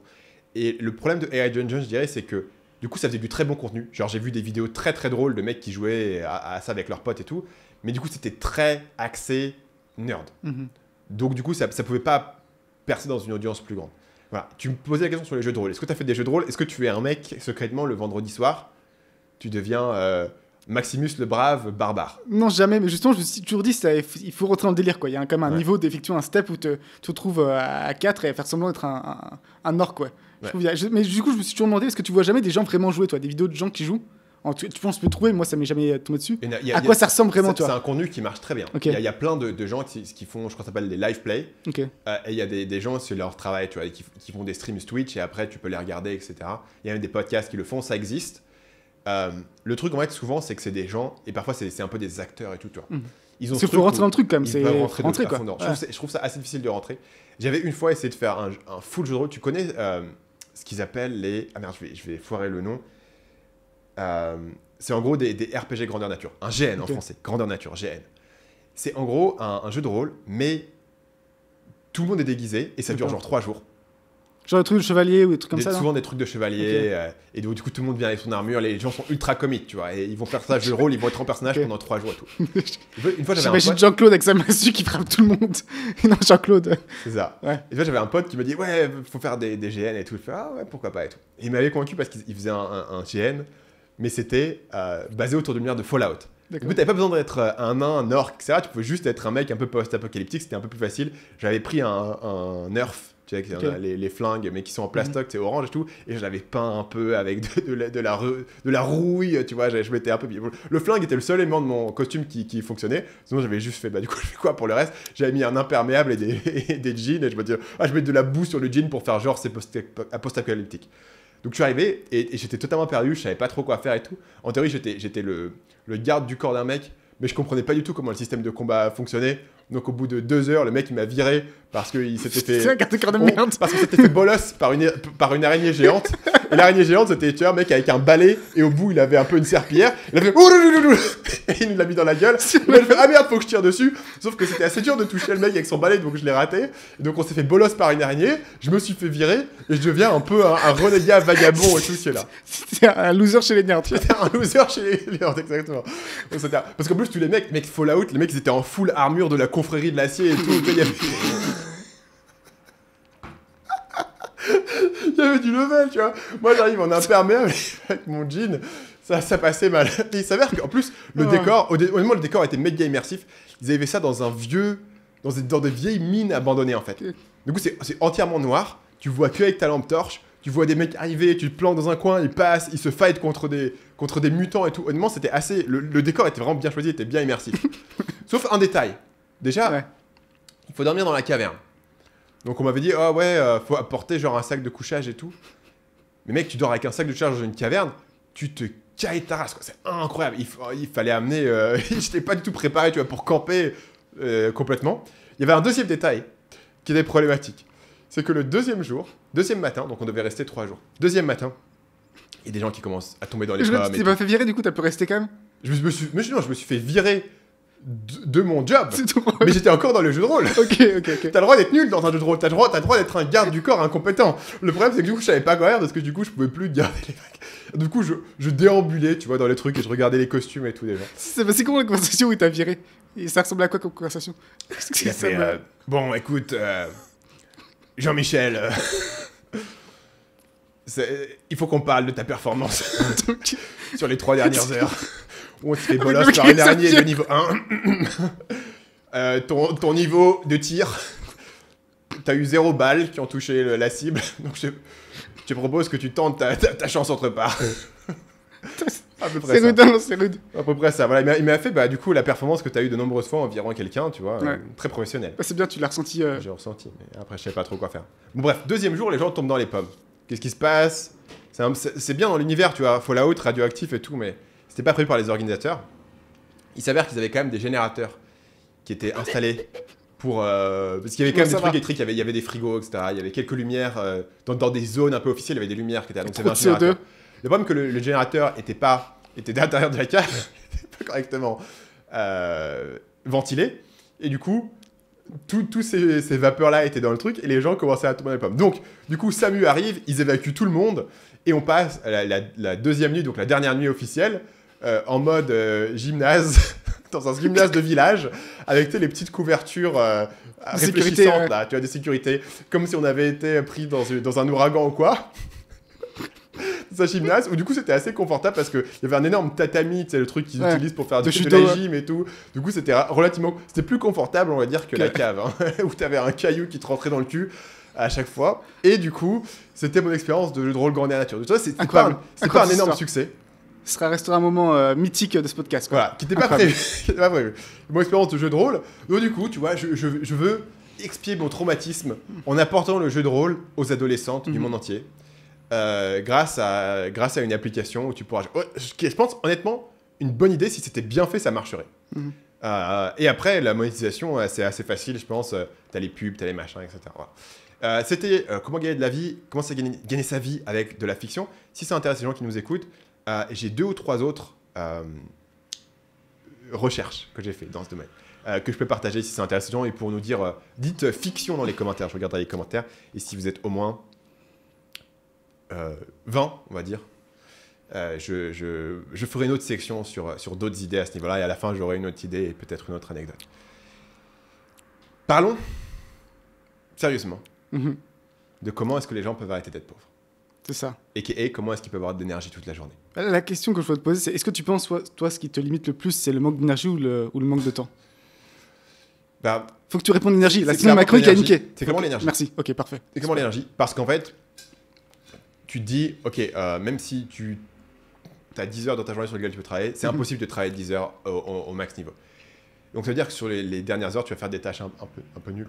Et puis simplement, tu vois, dans ta vie, genre, fondamentalement, tu vois, si tu voulais aujourd'hui te mettre à l'escalade et faire de l'escalade tous les jours, tu pourrais. Fondamentalement, si tu as vraiment envie. Donc tu te dis, ouais, ok, tous les jours, je vais me motiver à aller là-bas, etc. Tu vois, si tu avais une énergie vraiment infinie, je pense que tu pourrais faire beaucoup de trucs. Tu pourrais apprendre la guitare, tu vois. La guitare, et s'il fallait que je fasse 1 heure de guitare par jour, techniquement, je pourrais trouver 1 heure par jour. Le problème, c'est que 7 heures par jour, à la fin de la journée, etc., j'ai tout aussi envie de faire autre chose, tu vois. Ouais. Donc, je pense effectivement que l'énergie est le bottleneck, parce que ça t'empêche d'utiliser tout ton temps, en fait, à 100%. Eh ben, parfait. Parce que justement, le titre du bouquin dont je voulais discuter, s'appelle Good Energy. Moi, je lis beaucoup de bouquins sur la santé, tout ça. Ça sert un peu à rien, mais j'aime bien ça. Et ce bouquin-là, si on y avait un à lire, ce serait Marocco, parce qu'il est super concret. Il offre une explication claire, justement, de qu'est-ce qui limite ton énergie. Et je pense qu'elle a aussi ce qu'on peut d'auteurs de genre de livre, une notion du 20-80. Voilà, c'est quoi, ouais. Si tu as des bouquins comme les David Sinclair, où il va te parler des traitements pas possibles, et tu te perds un peu là-dedans. Mais déjà, pourquoi m'écouter en termes de santé? J'ai 2 arguments de poids, je pense, et je pense que tu seras réceptif. D'un, je bois de la kombucha tous les jours. Ok, ouais. Ce qui est quand même... ça me met dans le top 0,01% niveau santé, clairement. Parle-moi de la kombucha. Est-ce que j'ai déjà goûté, je trouve ça assez bon, tu vois. C'est quoi le pitch de la kombucha en une phrase? Le pitch, c'est que justement, c'est pas très bon, ça doit être bon pour toi, tu vois. Tu te dis, ouais, il y a un truc là-dedans qui doit être bien. Ce que tu es en train de dire, c'est que la kombucha que moi j'ai bu, elle était pas bonne parce qu'elle était bonne. En fait. Si elle était sucrée, peut-être qu'ils ont mis du sucre. Elle était trop bonne, donc ouais, c'est pas bon pour moi. Non, faut pas que ce soit pas bon. Ouais, faut que ce soit pas bon, faut que vraiment que t'aies chaque jour. C'est un truc, c'est quoi ça renouvelle ta faune intestinale. C'est censé avoir les milliards de bonnes bactéries qui vont de ton estomac. Mais il n'y a pas des milliards de bactéries dans du yaourt? Il y a des milliards de bactéries partout, mais ça, faut pas le dire. Toi, par terre, tu lèches au sol. Il y a des milliards de bactéries. Mais elles sont censées être bonnes pour toi. Pourquoi? Kombucha gratuite, ok. On sait pas. Ok, tu bois de la kombucha tous les jours, donc du coup, t'es convaincu. Du coup, je suis convaincu. Est-ce que j'ai eu une différence? Non, mais je choisis d'y croire. Effet placebo, ça fonctionne. Et l'autre truc, c'est que j'ai un abonnement payant sur Strava. Donc ça montre aussi que je prends le sport sérieusement et que je m'entretiens quoi. Vélo. Et en fait, je l'utilise jamais parce que j'ai la flemme. Mais ce qui est bien que Strava, moi, c'est le seul qui motive, c'est que tu prends des. En fait, tu peux créer tes propres segments dans Strava. Donc tu peux choisir de bourriner genre sur 500 mètres. Et après, tu as le record à vie sur ce segment-là. Et là, j'aime bien ça, toi. Un autre de mes hobbies un peu similaires, c'est comparer mes performances sportives aux gamines, en fait. Aux filles, genre de genre 11-12 ans, tu vois. Et par exemple, vous saurez que sur un sprint, je prends le record mondial de la fille de 10 ans, tu vois. Par contre, 11 ans, elle commence un peu à me mettre à la misère. 8 ans, j'y crois pas. Il y a un garçon, genre, il court le 100 mètres en moins de 11 secondes, je crois, 8 ans. Il faut qu'on monte son certificat de naissance. C'est pas possible, 8 ans, mec. T'as vu leur petite... Enfin, il fait quel tas à 8 ans, c'est... Il y a un truc qui va pas. Mais bref, on revient sur la discussion. Donc, ce bouquin, il est écrit par quelqu'un de sérieux, pas comme moi, qui est une chirurgienne de Stanford. Et elle explique un peu son background, et c'est assez intéressant. Par exemple, et je pense que c'est assez connu maintenant, mais c'est toujours un peu étonnant à lire, c'est que même à Stanford, ils ont quasiment zéro formation sur tout ce qui est nutrition, sommeil et sport, exercice, enfin, entretien physique, quoi. Ce qui est assez fou parce que c'est assez évident que c'est un peu les fondements de la santé. Les médecins Stanford, ils ont quasiment aucune formation là-dessus, quoi. Ok. Ce qui est fou.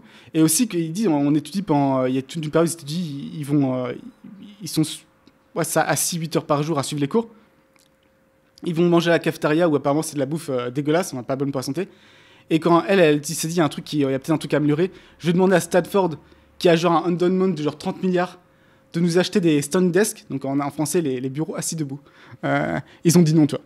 Alors que pareil, ça pourrait pas délirant de donner à la future élite de la nation en termes de médecins un truc qui leur permet de ne pas rester assis 8 heures par jour, quoi. En plus, les Chinois ont pas mal baissé les coûts sur les standing desks. Ouais, donc maintenant il y a des bons deals, il faut que Stanford se mette. Peut-être à l'époque c'est trop cher, peut-être ils ont dit on n'a pas les moyens. À l'époque ça coûtait une blinde. Je pense que c'est le hate sleep de l'époque. C'est ça. À une époque où il y avait que les gros fanatiques qui voulaient optimiser la productivité, qui du coup étaient assez insensibles au prix. Tu rigoles, mais je pense que c'est pas délirant que genre il y a 10 ans en fait il fallait avoir un truc custom made. Oui, c'est pas délirant, toi.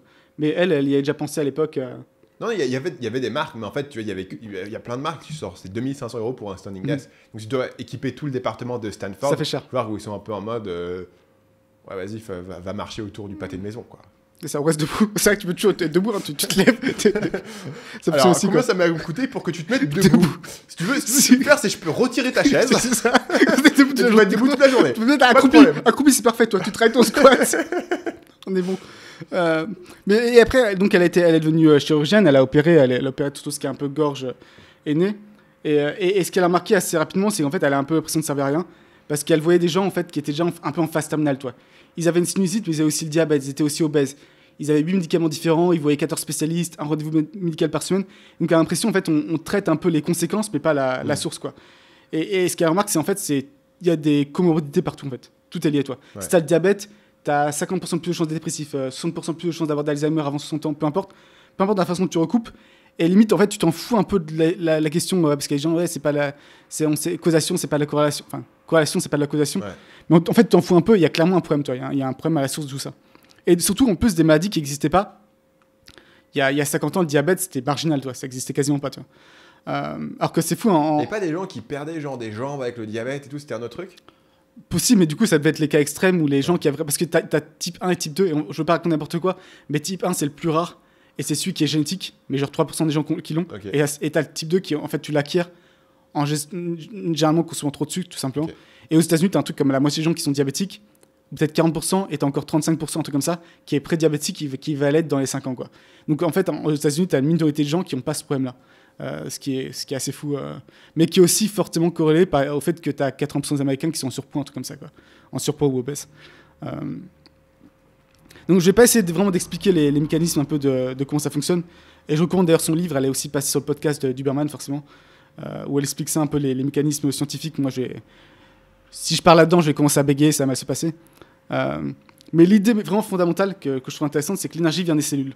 Donc ce qu'il faut faire pour vraiment être bien, c'est s'assurer que les cellules fonctionnent bien. Un autre truc aussi que j'avais jamais réalisé, c'est qu'en fait, quand une maladie, elle se finit en ITE, ça veut dire que c'est une inflammation. Donc gastrite, sinusite, bronchite, tout ça, c'est des inflammations. Et même les maladies qui ne sont pas en IT, généralement, elles viennent aussi d'une inflammation. Donc elle dit, en fait, le problème, c'est l'inflammation des cellules. C'est vraiment, tout se joue là-dessus. Et tu as la bonne inflammation et de la mauvaise inflammation. La bonne inflammation, c'est quand tu as un bactérie ou un virus qui t'attaque, ton système immunitaire réagit, c'est super, c'est ce qu'il est censé faire. Et en fait, il faut voir un peu ça comme... en fait, ils attaquent la cellule, mais ils attaquent aussi le virus à côté, tu vois. C'est un peu... ils attaquent un peu tout en même temps, mais après, tes cellules, elles vont récupérer, ça va bien se passer, et le virus, il est plus là. Le problème, c'est que la plupart des gens, maintenant, ce dont ils souffrent, c'est que le fait qu'une cellule, elle n'est pas vraiment capable de différencier si elle est sous attaque externe ou si elle fonctionne juste mal parce qu'on ne lui donne pas ce dont elle a besoin. Donc, notamment tout ce qui est oxygène et les bons nutriments. Et donc, si une cellule est en galère, elle va envoyer un message de SOS. Et là, le système immunitaire, il va rabouler. Sauf qu'en fait, lui, il ne comprend pas ce qui se passe non plus. Et il attaque la cellule et tu as de l'inflammation, quoi. Donc, c'est notamment tout ce qui est les maladies chroniques, ça peut jouer là-dessus. Des fois, il n'y a aucune attaque externe. C'est juste toi-même, ton propre système qui travaille contre toi. Et elle met comme responsabilité assez claire. Et peut-être que du coup, il faut se méfier un peu là-dessus parce que peut-être qu'elle met un peu trop là-dessus. Mais elle, ce qu'elle explique, c'est que la cause principale, c'est en fait des niveaux de glucose trop hauts qui empêchent justement les cellules de fonctionner correctement. Et donc, elle donne une liste de tests et ensuite de bonnes pratiques pour justement être en bonne santé à ce niveau-là. Et je pense qu'il est toujours intéressant avec ce genre de bouquin, et c'est la santé, c'est le marketing, peu importe le domaine, c'est qu'on a tous un biais de complexité. On se dit, il faut que si c'est difficile, c'est-à-dire que c'est compliqué, tu vois. Alors que non, en fait, ça peut juste être simple, mais difficile. Et là, dans ce que je vais donner, il n'y a rien de révolutionnaire, mais je pense que c'est toujours bien à force de comprendre, ok, c'est ça le mécanisme. C'est comme ça que c'est la 8e personne qui est qualifiée qui me dit ça. Ouais. Il y a pour un truc à faire, quoi. Mais il y a aussi le problème inverse dont on parlait au début, c'est-à-dire que tu as l'impression que chaque livre te dit il y a un truc qui va changer tout le monde entier, mais qui sont pas tous d'accord sur le un truc. Ouais. Au niveau de la santé, il y a un mec qui va dire un truc, c'est de respirer par le nez. Évidemment, il y a un livre qui te dit que les Indiens d'Amérique étaient grands et beaux et ils avaient des dents parfaites parce qu'ils respiraient par le nez au lieu de respirer par la bouche. Tu vois. Ce qui est assez fou quand tu penses en fait que du coup les mecs ils avaient un lifestyle totalement proche de la nature. Enfin, il y avait un milliard de trucs qui changeaient. Ils avaient une alimentation totalement différente, tu vois, des espèces de colons qui bouffaient leur blé et tout. Bah c'est ça, c'est intéressant. Du coup, on peut faire un skip rapidement et sauter sur l'alimentation parce que c'est un truc plus intéressant que je disais. C'est en fait, on te dit souvent, c'est bizarre quand même que tu vois, les mecs qui keto, ils disent le keto c'est ce qu'il y a de mieux pour toi. Ouais. J'ai perdu 10 kilos, je suis en pleine forme. Les carnivores, ils vont dire j'ai perdu 10 kilos, je suis en pleine forme. Les vegans, ils vont dire j'ai kilo. Tout le monde semble dire mon régime, c'est parfait. Est-ce que pas mal de gens vont dire c'est juste, les gens sont différents, toi, ils ont besoin de trucs différents. Ouais. Elle, ce qu'elle dit, c'est beaucoup plus simple que ça. C'est qu'en fait, à partir du moment où tu retires la processed food, la nourriture processisée, je sais pas comment on appelle ça, la nourriture industrielle, en fait, tu as fait 95% du boulot, tu vois. Après que tu choisisses de manger que de la viande, faut faire gaffe, mais que tu choisisses de manger que de la viande, des légumes ou peu importe, au final, c'est pas si problématique que ça. C'est vraiment tout se joue sur la nourriture, la nourriture industrielle. Ouais. Et des trucs t'as des stades de taré là-dessus. Genre 42% des calories que les Américains consomment, ça se convertit directement en sucre, en glucose, sans rien d'autre. Il n'y a pas de nutriments, c'est juste purement... Et t'as pas besoin pour fonctionner d'autant de sucre, en fait. C'est juste, t'as pas besoin. Une autre stat qui est aussi un peu tarée, c'est qu'on consomme 30 fois plus de sucre maintenant qu'il y a genre 100 ans. Donc, le moyen d'imaginer ça, c'est que entre l'âge de, je sais pas, de n'importe quel âge, 18 et 21 ans, t'as consommé plus de sucre que tu aurais consommé toute une vie il y a encore 100 ans, quoi. Ce qui est aussi assez impressionnant. Et un dernier truc, et je pense que ça joue beaucoup, et je pense que c'est particulièrement aux États-Unis, c'est que 22% des calories viennent des boissons sucrées aux États-Unis. Donc un quart quasiment des calories des Américains, c'est bien de boissons sucrées qui, pareil, n'ont quasiment aucune valeur nutritive, quoi. Il y a combien de calories dans un Coca ? Je sais pas, bonne question. 300, 400 ? C'est un repas, en fait. C'est un repas, ouais, je pense que c'est pas loin. Et pareil, tu vois la quantité de sucre dans un Coca, c'est la moitié du Coca, c'est du sucre, quoi. Et le reste, c'est de l'eau. Et le reste, il n'y a pas de nutriments. Non, il n'y a pas de nutriments, vraiment. Non, il n'y a pas de nutriments. Et c'est vraiment un sujet passionnant parce que ce qui se passe en plus dans le fait que tu prennes beaucoup de sucre, c'est qu'en fait, ton corps devient habitué à utiliser le sucre comme source d'énergie, en fait. En fait, c'est vraiment un sujet passionnant à ce niveau-là parce que ce qui se passe quand tu consommes beaucoup de sucre, c'est que ton corps, il a différents moyens d'apporter de l'énergie aux cellules. Je ne vais pas très bien l'expliquer, mais soit c'est taper dans les réserves de glucose, c'est la source la plus immédiate, et c'est pour ça que tu vois les coureurs ou les cyclistes prendre des gros trucs de sucre pour, parce que c'est le moins ou taper dans la graisse, en fait. Le problème, c'est quand tu nourris constamment de sucre, notamment depuis l'enfance, le corps, il n'est pas habitué à taper dans la graisse. Il sait que utiliser le glucose, le sucre, ce qui fait que tu as deux effets qui sont vraiment nuls. C'est de un, que du coup, tu as toujours l'impression d'avoir besoin de sucre, et en fait, tu as besoin parce que ton corps, il sait que ça a du sucre pour de l'énergie. Et de deux, ça fait qu'aussi, ça devient très compliqué de perdre la graisse, parce que tant tu as tes niveaux de glucose qui sont assez élevés, il ne va jamais utiliser de graisse comme énergie, et donc mais tu t'en perdras pas. Le glucose, ça vient d'où? Si tu bois pas de coca, est-ce que si tu manges des pâtes, du riz et tout, ça se convertit aussi directement en glucose? Je pense que c'est encore différent. Je crois que c'est une pathway différent, mais je pense que c'est en partie ça. Mais c'est pas du. Si, c'est du glucose. Mais du coup, ça arrive beaucoup plus lentement et c'est quand même dans des proportions beaucoup plus faibles quand même. Mais ouais, au final, ça se convertit en glucose plus lentement, de ce que je comprends. Et c'est pour ça qu'on appelle ça sucre rapide, sucre lent. Je pense que c'est l'idée. Et pour revenir rapidement, parce que aussi, c'est ce que j'aimais dans son bouquin, elle dit, en fait, pour savoir votre situation par rapport à ça, il y a seulement 4 tests à faire qui sont très fiables. Okay. Et Guider, moi, je les ai faits et ça coûte pas, en tout cas en Thaïlande, ça coûte pas cher, ça coûte genre 12 €. Même en France, je pense que ça coûte pas si cher que ça. 12 €? Ouais, 500 bahts. Okay. C'est des tests vraiment classiques en fait. À l'hôpital du coin, c'est un test qu'ils font sur tous les patients, c'est ça? C'est ça, c'est pas un test très compliqué. Okay. Un, c'est mesurer ce qu'ils appellent triglycérides. Le second, c'est high density lipoprotein, donc le cholestérol en fait, ce qu'on mesure au niveau du cholestérol. Et il faut diviser l'un par l'autre pour avoir un ratio qui est utile à savoir. Okay. Et pareil, ce qui est intéressant, c'est qu'elle te dit, bon, bah, c'est ça le range que la profession médicale dit comme étant correct. Et moi, ce que je pense vraiment être bon pour la santé, tu vois. Okay. Et qu'en fait, il y a déjà des cas énormes parce que, alors je sais pas, fasting glucose par exemple, donc ton glucose à jeun, je crois qu'on dit que c'est conseillé quand tu es en bonne santé, c'est en dessous de 100. Mais elle a dit en fait, entre quelqu'un qui a 100 et quelqu'un qui a 70, il y a genre 40% de taux de morbidité à l'âge de 50 ans qui change, quoi. Donc c'est encore des variations énormes, tu peux encore baisser largement. Donc il y a ça, le glucose à jeun. Et aussi l'hémoglobine A1C. Je me souviens plus trop pourquoi, mais si tu le mesures, apparemment. Et du coup, tu as appris quoi en faisant ces tests? Moi, ça va. Donc, j'ai des bons taux à tous les niveaux. Donc, en principe, je suis plutôt pas mal, quoi. Ok. Et donc, en fait, là, ce que tu me dis, c'est des trucs liés au sucre. Et donc, le truc, c'est que si les chiffres n'étaient pas bons par rapport au range qu'elle donne, il faut manger moins de sucre. Donc, c'est une manière de checker si ton régime actuel est OK ou non par rapport à ses recommandations. C'est ça. Et notamment, en fait, ce que tu veux absolument pas faire, c'est développer de la résistance à l'insuline, ce qui est le problème avec les diabétiques. Où en fait, de ce que j'ai compris encore, une fois, tes cellules, elles travaillent à moitié de capacité ou à une très faible capacité. Donc, elles ne peuvent même pas utiliser le sucre que tu leur donnes. Et donc, elles l'envoient et ça s'accumule, en fait. De ce que j'ai compris, c'est ça le problème. La résistance à l'insuline, c'est un peu le truc. Pareil, je recommande aux gens de lire le livre eux-mêmes parce qu'ils comprendront probablement mieux. Mais ça sent. Après, encore une fois, c'est peut-être pas vrai que le sucre est vraiment la source de tous les maux. Et toi, je pense qu'il y a moyen d'exagérer là-dessus. Mais il y a peu de débat sur le fait que le sucre, ce soit pas très bon pour toi. Il n'y a personne qui est là à prendre 500 grammes de sucre et qui est en bonne santé, toi. Ça n'existe pas. Donc je pense pas, les personnes diabétiques, généralement, sont en moins bonne santé que les personnes diabétiques. Et donc ta diabétiques. politique là-dessus, c'est que tu ne touches pas du tout au sucre? En fait, c'est vraiment que ce soit une exception, toi. C'est que c'est vraiment un plaisir. Et c'est aussi pour ça que le fasting, au final, c'est une des raisons pour lesquelles le fasting, potentiellement, c'est bon. Parce que à un moment, tes réserves de glucose vont s'épuiser. Et là, justement, ça tape dans la graisse. Et ça apprend ton corps à utiliser les réserves de graisse plutôt que les réserves de glucose. Il faut jeûner pendant combien de temps pour avoir cet effet? Généralement, il y a toute l'histoire des ketones et autres où 12-14 heures ça commence. Donc en fait, si par exemple tu jeûnes tous les jours notamment pendant 16 heures, ce que font beaucoup de gens, intermittent fasting, tout ça c'est déjà pas mal. Et après, tu peux faire de temps en temps 2-3 jours de jeûne pour vraiment que ton corps il s'habitue à ça. Donc en termes de nutrition, ce que j'ai bien aimé, c'est en fait la clarté. Enfin, c'est très très clair, quoi. C'est en gros éviter la nourriture industrielle autant que possible. Et 95% du boulot est fait. Encore une fois, c'est peut-être plus facile à dire qu'à faire. Mais à ce niveau-là, au moins, sa recommandation, elle est vraiment très claire. Et du coup, peu importe le régime, encore une fois, dans la mesure du raisonnable. Après, il y a toute une partie sur le sommeil et la lumière. Et je pense qu'on a déjà beaucoup parlé, c'est un peu toujours la boucle de l'enfer, quoi. Si tu commences à moins bien dormir, tu manges moins bien.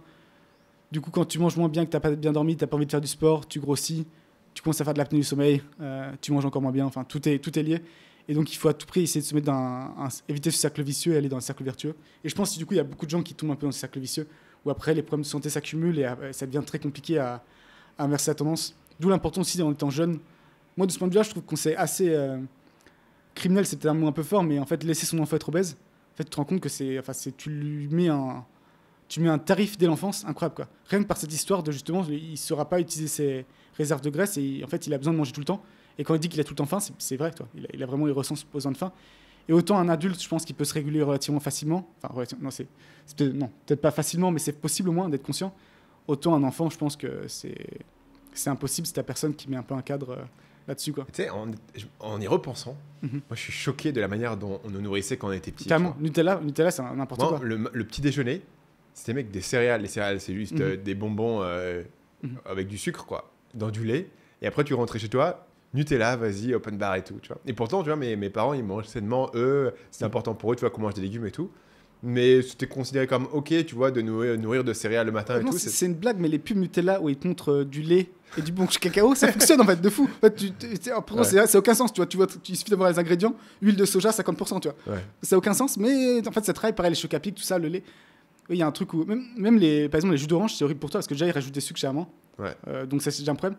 Mais aussi, en fait, un jus, en fait, ce qui limite les pics de glucose, notamment avec les fruits, c'est en fait les fibres, en fait. Ça limite. Et donc, un jus, tu ouvres les valves et tu peux avoir dans 100 ml de sucre, tu peux avoir 20-30 grammes de sucre. De 100 ml de jus d'orange, tu peux avoir 20-30 grammes de sucre, ce qui est très mauvais, quoi. Alors, pourtant, dans n'importe qui, un jus encore une fois, d'orange, c'est bon pour la santé, ils vont te dire oui, quoi. Donc, je suis d'accord, quand t'es gamin, on était nourri n'importe comment. Je pense qu'il nous a un peu sauvés en réalité, c'est que la quantité était assez raisonnable. Je pense que c'est la différence aussi avec les Américains. C'est que leur nourriture est pire, mais aussi c'était grosses quantités. Et qu'on faisait un intermittent fasting tous les jours à l'école. Parce que moi, la cantine, je touchais rien, quoi. C'est vrai que c'était pas ouf la cantine. Merci. Donc j'avais les céréales le déjeuner, je me rattrapais sur le 4 heures avec le Nutella, mais tu vois, finalement, et comme c'était quoi, pas toute la journée. On ne touchait rien parce qu'on disait que c'était pas bon, mais peut-être que c'était pas bon parce que justement ils essaient d'être assez conscients niveau santé à ce niveau-là. Peut-être que les cantines françaises sont pas trop mal. Comparé peut-être aux cantines américaines, je sais pas. Pas dans nos collèges, lycées, t'avais pas de distributeur de boissons, toi, ça n'existait pas, quoi. Donc t'as des trucs qui ont évité, je pense qu'on avait trop de. Mais t'as des pays, c'est l'impression, genre en Chine, il faudrait que je regarde les stats, mais j'ai l'impression que ça explose. Les gens en surpoids, les gens obèses, ça explose à toute vitesse, quoi. Parce qu'ils ont accès maintenant à toutes ces nourritures-là. Et donc, on était aussi une partie sommeil et lumière. On a parlé un peu de la boucle de l'enfer. Et on a parlé plein de fois, en fait, la solution pour le sommeil, c'est pas très compliqué. Acheter un 8 Sleep. Acheter un 8 Sleep. Seulement 5 000 €. C'est ça, 5 000 €. Et après, vous l'investir sur vous-même ou pas, c'est votre choix. Chacun va ce qu'il veut, mais ouais. Et notre partie qui était, je trouve, plus intéressante et un peu plus originale, c'est toute la partie. Il y a un bouquin, je sais pas si tu as lu, Comfort Crisis. Je ne l'ai pas lu, je crois avoir entendu une interview avec l'auteur. Ce qui est l'équivalent. Ce qui est la version un peu nulle de ne pas avoir lu un livre. Pour le coup, il a suivi le même modèle. C'est en gros, j'étais déprimé, j'étais alcoolique, et après, je suis allé en Alaska pendant 30 jours, survivre dans la forêt, et je suis ressorti un nouvel homme. Moi, ça me vend du rêve. Moi, je suis client de ce genre d'histoire. Mais c'est vrai dans le fait que, en fait, ce qu'elle explique, c'est qu'évolutionnellement, et c'est totalement logique, on cherche le confort. Parce qu'avant, le confort était rare, tu vois. Tu trouvais une caverne, tu vois, bien posée, un peu chaud, et tu étais à l'aise. Tu y allais, toi. Tu n'allais pas taper la caverne la plus froide juste pour le délire. Sauf que maintenant, le confort, il est partout. Et notre corps a besoin d'une certaine dose de stress. Ça s'appelle on va pas le trouver, le terme. Mais t'as un terme. C'est ça, l'homéostasie. Je sais pas si c'est la version française. C'est la version anglaise, en tout cas. C'est ça. Ouais. Et d'ailleurs, je trouve que c'est presque un modèle mental, ça, en fait.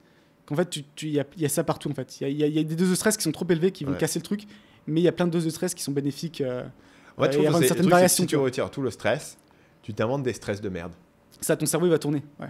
C'est genre Desperate Housewives. Tu regardes ce que les autres font. Non. Ah, tiens, ils ont fait ça. Oh là là, le buisson du jardin du voisin est entré de 30 cm sur ma propriété, etc. Ce dont tu n'aurais rien à foutre si tu avais des trucs plus importants dans ta vie où tu es en mode, bon, je vais pas m'occuper de ce que les gens font dans leur jardin et tout. Je trouve que les gens à qui tu retires trop de problèmes s'inventent des problèmes. Et du coup, les problèmes qui s'inventent, ils sont un peu merdiques.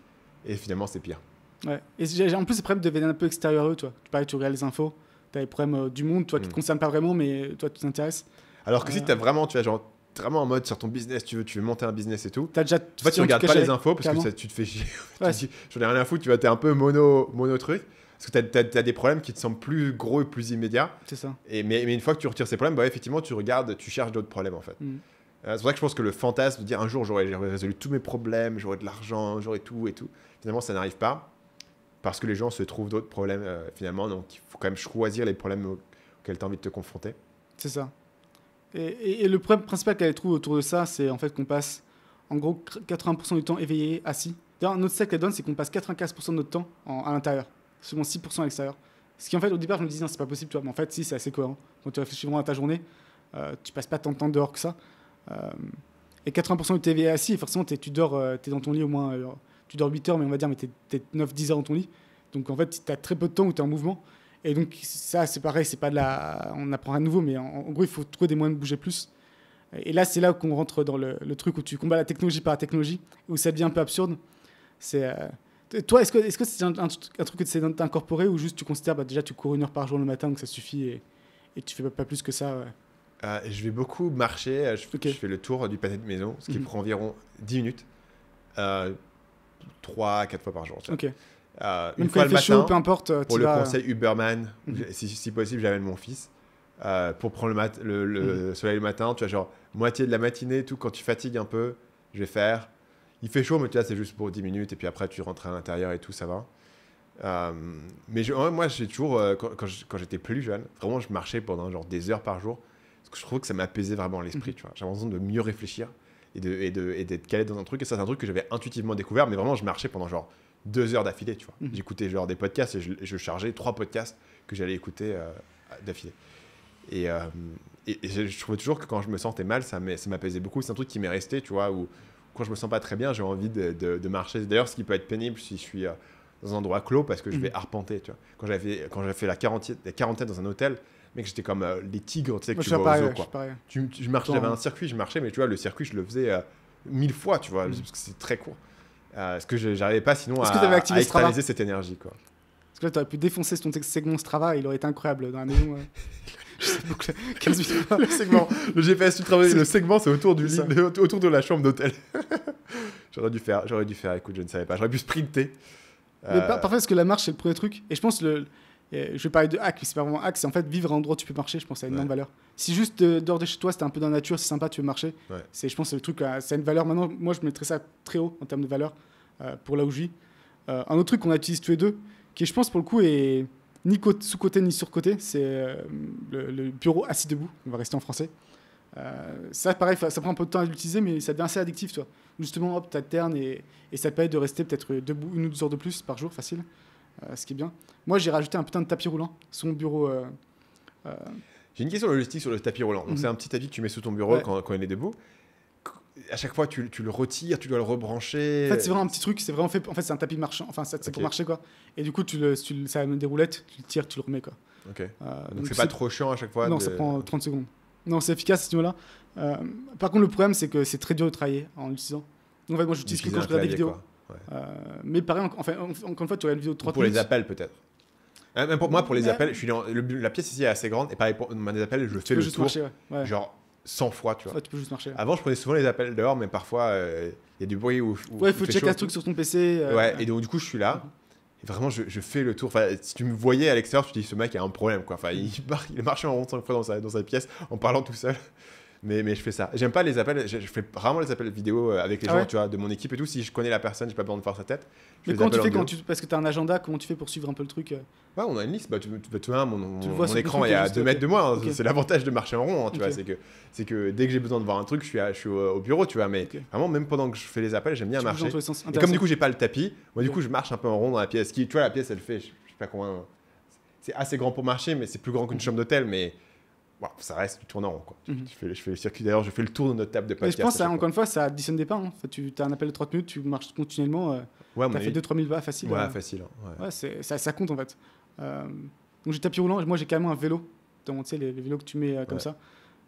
Pareil, c'est un peu overkill, mais en gros, une fois, ce que tu veux, c'est dans ton environnement avoir le moins de friction possible pour bouger en fait. C'est dans ton bureau, tu as le vélo dans le bureau. Le bureau, ça se cache. Dans le bureau, j'ai aussi une barre de traction. Okay. Pareil, comme ça, tu dis, hop, tu n'as rien à faire, tu fais 5 tractions. J'ai un tapis de yoga. C'est le truc de le foam rolling outil. Moi, c'est un sketch. Tu vois, j'ai des haltères, j'ai tout. Tu vois. L'idée, c'est en gros, c'est quand tu sens que tu as un peu cette énergie, soit nerveuse, soit d'ailleurs un peu de lassitude. C'est hop, tu as un truc facile, tu le fais. Et ça fonctionne pas mal, quoi. Ça fonctionne pas tout le temps, mais ça fonctionne pas mal. Donc je pense essayer de réfléchir à comment dans ton environnement tu peux maximiser le mouvement quotidien parce que parce que t'as pas l'impression de travailler, toi, quand tu marches, t'as pas l'impression de t'épuiser physiquement, toi, de faire grossir du muscle, de travailler ton cardio, mais en fait si ton corps a besoin de ça pour fonctionner correctement, a besoin de marcher. Et elle est un peu la même logique que pour les meilleurs régimes, en fait. C'est qu'au final, ce que tu fais compte pas tant que ça, tant que tu bouges. En sachant qu'encore une fois, la marche, c'est quand même le plus simple. Et pareil, tu as des stats de fou sur la marche et la longévité. C'est vraiment un truc avec une corrélation très forte. Pareil, tu sais pas, est-ce que c'est la marche qui cause ou est-ce que parce que les gens sont en meilleure santé, ils peuvent marcher. Mais dans les deux cas, je pense que c'est bien de maintenir ça. Pour moi, c'est clair qu'il y a une corrélation. Mon grand-père m'expliquait toujours quand ils étaient... ils avaient un espèce de camping où ils passaient certaines vacances. Et il me disait, tu vois, les voisins et tout, ils prennent tous la voiture pour aller acheter leur pain alors qu'il suffit de descendre la côte et d'aller au village et tout. En fait, à pied, c'est genre 20 minutes, tu vois. Mais surtout, c'est une côte de port, en fait. C'est juste une montée énorme. Et lui, c'était un gars, tu vois, il mettait un point d'auteur, il a toujours y aller à pied, etc. Et encore aujourd'hui, tu vois, ils ont plus de 90 ans et ils marchent, et ils sont en pleine santé, en autonomie et tout, tu vois. Pour moi, il y avait un truc où ils avaient toujours eu ce truc de tu prends pas la voiture si c'est pas nécessaire, ils t'ont continué à marcher aussi longtemps que possible, tu vas faire cette activité, et tu vois que ça a fait une énorme différence. Sur le niveau d'activité qu'ils ont à presque 95 ans, voilà, pour moi, il y a clairement un élément. Et je pense que la marche, ça a cet élément où tu pourras toujours le faire, en fait. Donc, c'est peut-être le dernier sport que tu feras. Tu vois. Et à 80 ans, tu vas peut-être pas pousser de la fonte ou courir et tout, mais tu pourras toujours marcher, en fait, genre 1 heure par jour, si tu veux. Et je pense que ça, pour le coup, ça aide beaucoup sur la longévité, tu vois, sur la fin. Je suis d'accord. Ouais, je pense. Et tu as des stats un peu de taré là-dessus sur. Je crois que c'était Peter Attia qui disait que dans les 6 mois, après quelqu'un soit cassé la hanche, tu ne peux plus marcher, il meurt en moyenne, c'est ça en fait. En fait, quand tu remplaces une hanche de quelqu'un, en réalité, probablement c'est les 6 derniers mois qu'ils ont à vivre parce qu'ils vont pas pouvoir marcher pendant 2-3 mois. Et à cet âge-là, ils vont rester c'est fini quoi. Donc je pense que c'est un truc énorme la marche. Et comme tu as dit, même je pense psychologiquement, ça a un énorme impact aussi. Donc c'est un truc à faire de base. Et je suis étonné que ce soit pas plus martelé en termes un peu de message public, toi. Parce qu'encore une fois, c'est un truc gratuit que tout le monde peut faire. Ouais, c'est vrai. C'est pareil, ça veut dire quoi 5 légumes et fruits par jour? Enfin, t'as déjà compris 5 5 légumes différents? Non, c'est 5 portions. Mais c'est quoi? Qu'est-ce qu'une portion? C'est une portion, c'est pas clair. Qu'est-ce qui compte ou pas, quoi? C'est pas clair. Moi, il faut me dire, faut être précis, quoi. Moi, ce que j'aime 4 beaucoup, tomates. c'est à chaque fois que tu as une pub pour McDo, tout en bas, ils sont obligés légalement de mettre une petite ligne en disant n'oubliez pas de faire du sport et tout. C'est quoi? Efficace. Ça n'a aucun sens, tu vois. Et sur la radio aussi, ils le disent super vite. N'oubliez pas de faire du sport et de manger des légumes. Ah oui, t'es la radio, tu l'entends, mais sur les pubs, tu vois, ils ont mis le truc dans la police la plus petite qui est légalement autorisée. C'est qui a pensé que ça allait avoir un impact, quoi. Après, il y a un peu le scandale aussi des Nutri-Score, tu vois. Genre, justement, tes chocs à pic, c'est du A. Les pâtes, c'est du A. Ouais. Ok, les pâtes sont l'aliment le plus sain que je pouvais manger, c'est bien. Elle, c'est un truc que j'ai pas mis là-dedans parce que je sais pas à quel point c'est. Mais elle est assez contre les grains, en fait. De toute façon, là, donc tout ce qui est un peu. Flour. Putain, je sais même pas comment on dit flour en français. Comment on dit quoi? Farine, putain, farine. Ouais. Donc blé, farine. Mais la farine, c'est pas du gras? C'est du gras? Du grain. Okay. Du grain, elle est contre le grain. Contre et le donc, grain. elle est riz, tout ça. Et en fait, elle dit que c'est une valeur nutritive assez pauvre. Et qu'en fait, il y a plein de trucs mieux que tu peux manger que ça, quoi. Et qu'en fait, c'est juste parce qu'on n'avait pas le choix. Ce qui rejoint un peu toute l'histoire de. Tu as tout un livre sur la thèse où, en fait, la raison pour laquelle les Mongols ont défoncé les Chinois, c'est parce que les Chinois, ils mangeaient du riz. Alors que les Mongols, ils étaient sur du lait fermenté de juments et ils butaient leur cheval après pour le manger. Et donc, ils étaient plus costauds, plus en forme, avec des niveaux de testostérone plus élevés. Et donc, c'est pour ça qu'ils sont allés défoncer les Chinois. C'est une théorie. C'est une théorie. Donc, ça pourrait être une trend, ça. Le lait de jument fermenté. Non, le régime Genghis Khan. Le truc est branding, incroyable. Le ça branding, marche, ça. Ok.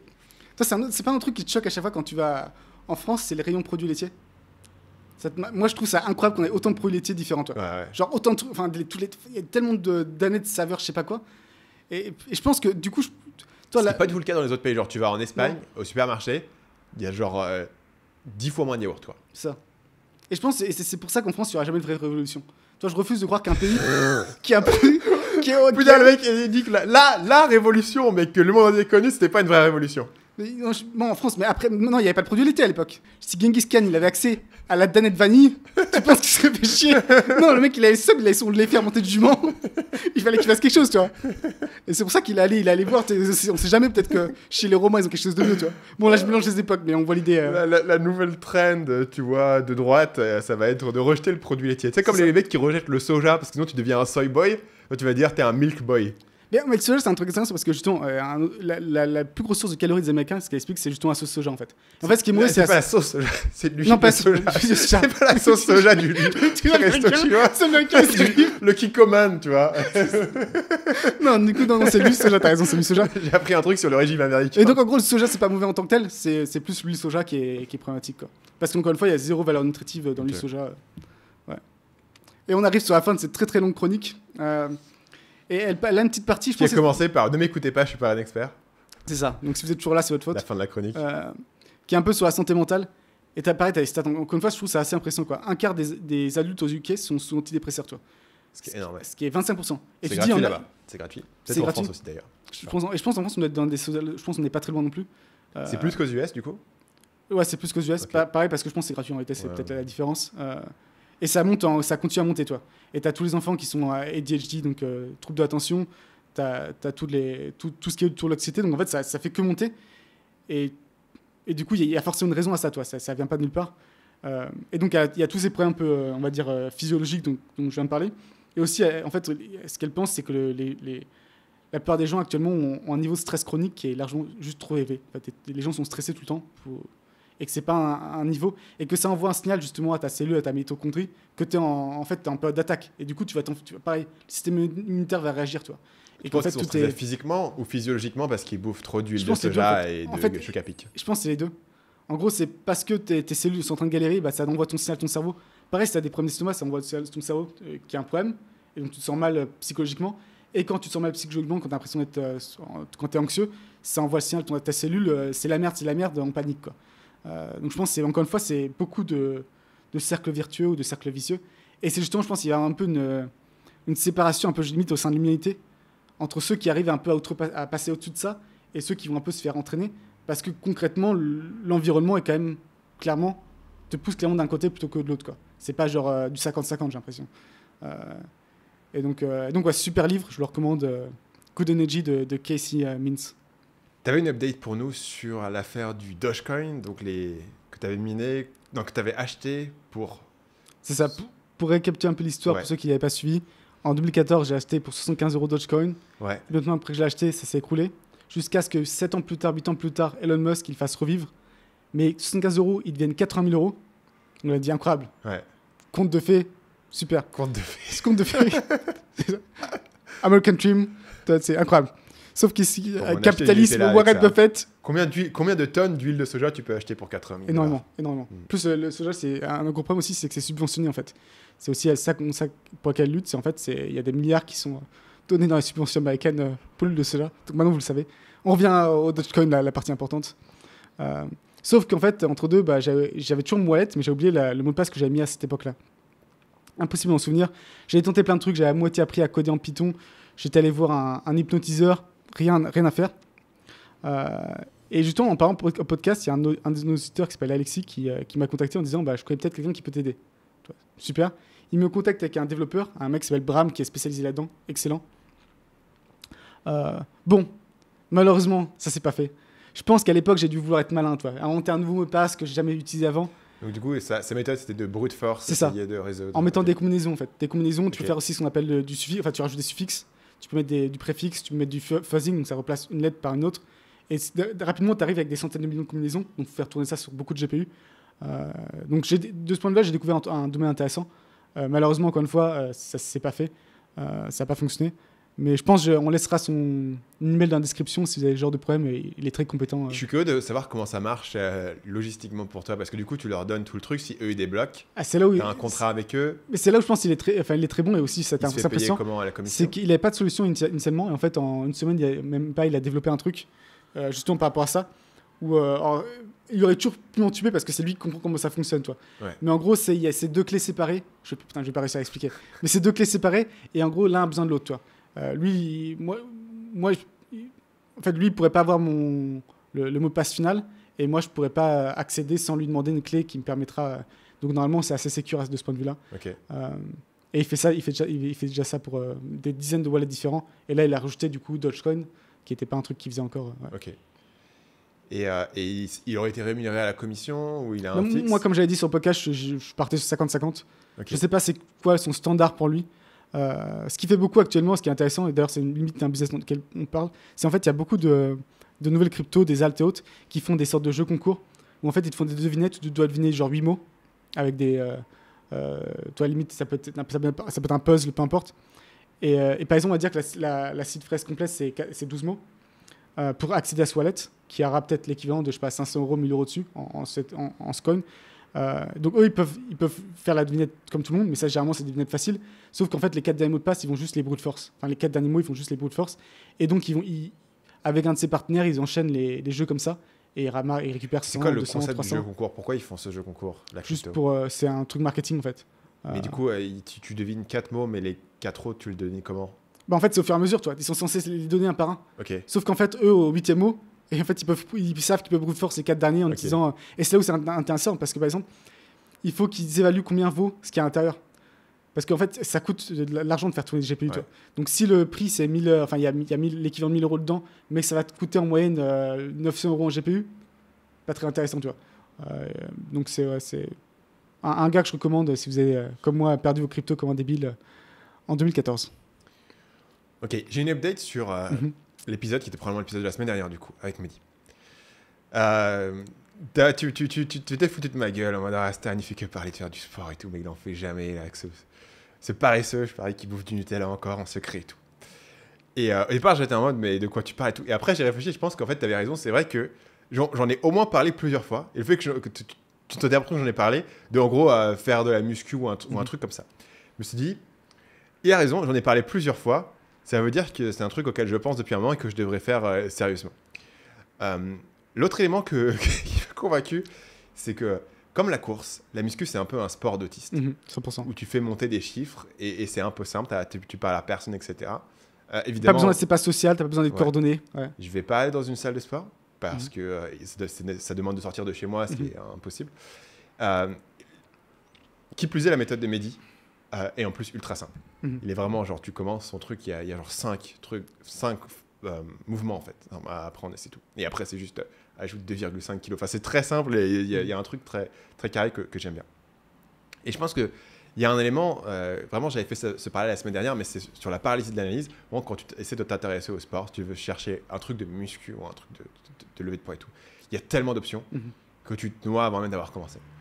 Et vraiment, j'ai cette empathie en disant, les gens qui veulent lancer un business, s'intéresser au marketing, ils ont vraiment la même sensation, quoi. Il y a juste trop de méthodes différentes. Et en fait, tout comme la muscu, fondamentalement, si tu veux aujourd'hui commencer la muscu, tu commences par n'importe quelle méthode et tu vas progresser parce que tu es au niveau 0. Et c'est un peu la même chose dans le business, mais les gens ont du mal parce qu'ils cherchent la méthode parfaite. Et du coup, le fait que tu aies invité Mehdi sur le podcast, ça m'a vachement aidé parce que je me dis, bon, écoute, il y a 1 milliard de méthodes, t'en fous.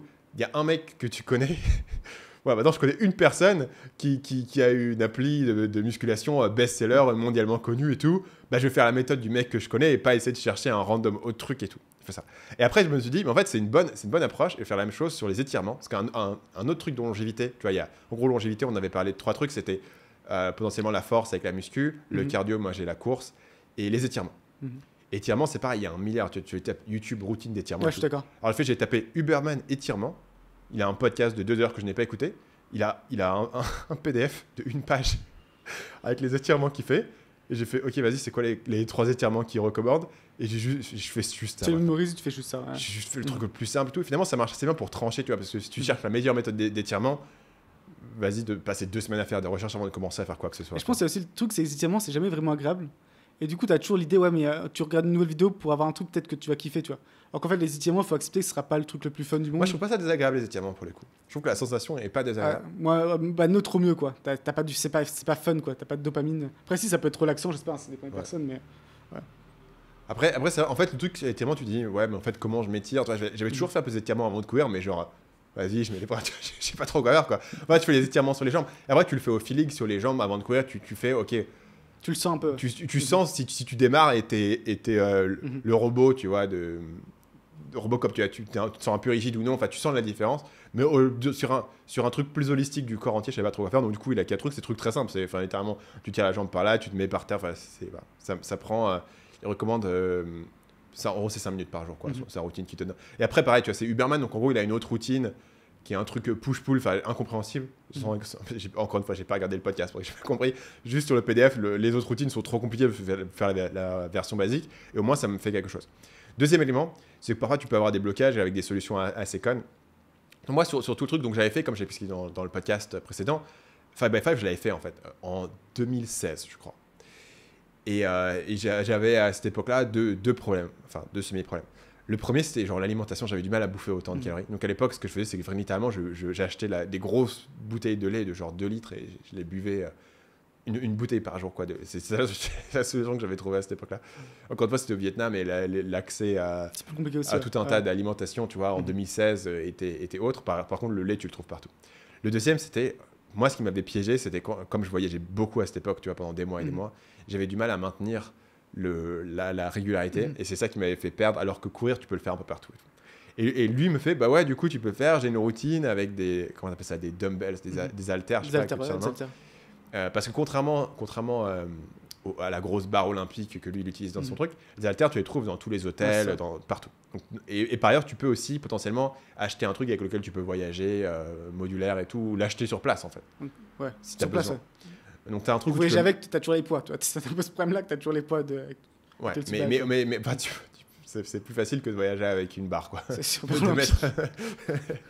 Voilà, donc pas barre olympique. Je me suis dit, voilà, écoute, je vais essayer de reprendre parce que moi je l'avais fait, ça avait marché à l'époque, tu vois. Je vais faire, du coup, je vais juste doubler mon nombre de calories, littéralement, parce que sinon, j'y arrive pas. Et je vais acheter le truc à la maison, tu vois. J'ai acheté du coup le truc à la maison pour le faire. Et si je voyage, bah, j'avais trouvé une solution, ou potentiellement de le faire dans l'hôtel avec les dumbbells nécessaires. Donc il reste la question l'objection que j'avais un peu, c'est genre, c'est quoi ta motivation, tu vois. Fondamentalement, tu vois. J'ai pas besoin d'aller à la plage et de montrer que je suis devenu trop musclé et tout. Enfin, tu vois, j'ai pas non plus posté sur Instagram, donc en fait, personne va le voir. Pas encore, mais c'est potentiellement. Je suis un peu tout seul dans mon coin. Il y avait 3 éléments, je pense, qui m'avaient marqué. Il y avait une phrase de Sean Puri sur le podcast My First Million où il disait en fait, moi, tu sais, c'est pareil. Moi, je vais pas aller à la plage montrer mes trucs. Je suis déjà marié, j'ai des enfants et tout. Qu'est-ce qui me motive à essayer de devenir musclé et tout? Et t'es en mode. Bah, c'est le seul domaine dans ma vie, tu vois, où j'ai encore un truc à prouver, à conquérir, et j'ai envie de le faire juste pour prouver que je suis capable de le faire, en fait. Et je pense que ça amène sur ce côté zone de confort. C'est vrai que pour moi, tu vois, courir, même si je dis, OK, je vais essayer d'améliorer mon temps, etc., c'est un truc que je connais, où je sais que je suis bon dedans, et ça reste un élément. Donc, essayer de commencer à faire son entraînement 5x5, tu vois, c'est une manière de sortir un peu de la zone de confort. Et je pense fondamentalement qu'il y a cet élément de longévité qui, moi, me parle beaucoup. C'est-à-dire comment tu maintiens ton énergie et ta capacité à faire les choses en fait pendant le temps. Et on peut dire ok, longévité c'est quand tu auras 90 ans. En fait non, tu vois. Il y a plein de gens à 40 ans qui sont ralentis par rapport à quand ils avaient 25, tu vois. Mais des gens à 40 ans qui peuvent être à peu près au même niveau que quand ils avaient 25.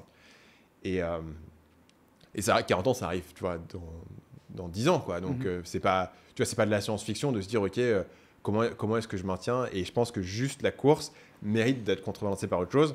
Et donc j'ai commencé à faire ça. Donc du coup je suis l'épisode on l'a enregistré il y a 3 semaines. Donc là je suis de semaine en semaine. À 2 semaines de sport. Ça m'a pris une semaine de le recevoir. Putain, de construire ce truc. Je sais pas si tu avais construit toi-même ton squat rack et tout. Bon ça va, c'est pas très. Le mien était compliqué.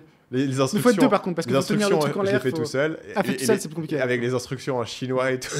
La nuit est tombée pendant que je le faisais. Du coup j'ai pris une lampe torche dans une main. Un niveau de motivation. Avec l'autre main et tout. J'étais non attends, je l'ai reçu aujourd'hui. Il faut que je le construise aujourd'hui. Il faut que je le termine. Mais du coup je l'ai construit tout seul comme un. Mais toujours cet effet Ikea. Tu vois, tu dis ouah j'ai construit ce truc et tout. Après bon c'est 4 bouts de fer qui sont collés avec des barres, mais voilà. Donc c'était l'update sur le podcast. Du coup je le fais. Pour le coup ce podcast aura changé la vie d'au moins une personne. Merci à toi pour avoir été Mehdi, merci à Mehdi pour son passage, merci à vous de nous avoir écoutés jusqu'au bout. Le commentaire d'aujourd'hui était bien sûr les 2 juments, c'est le mot-clé du jour. On se retrouve la semaine prochaine. À la prochaine.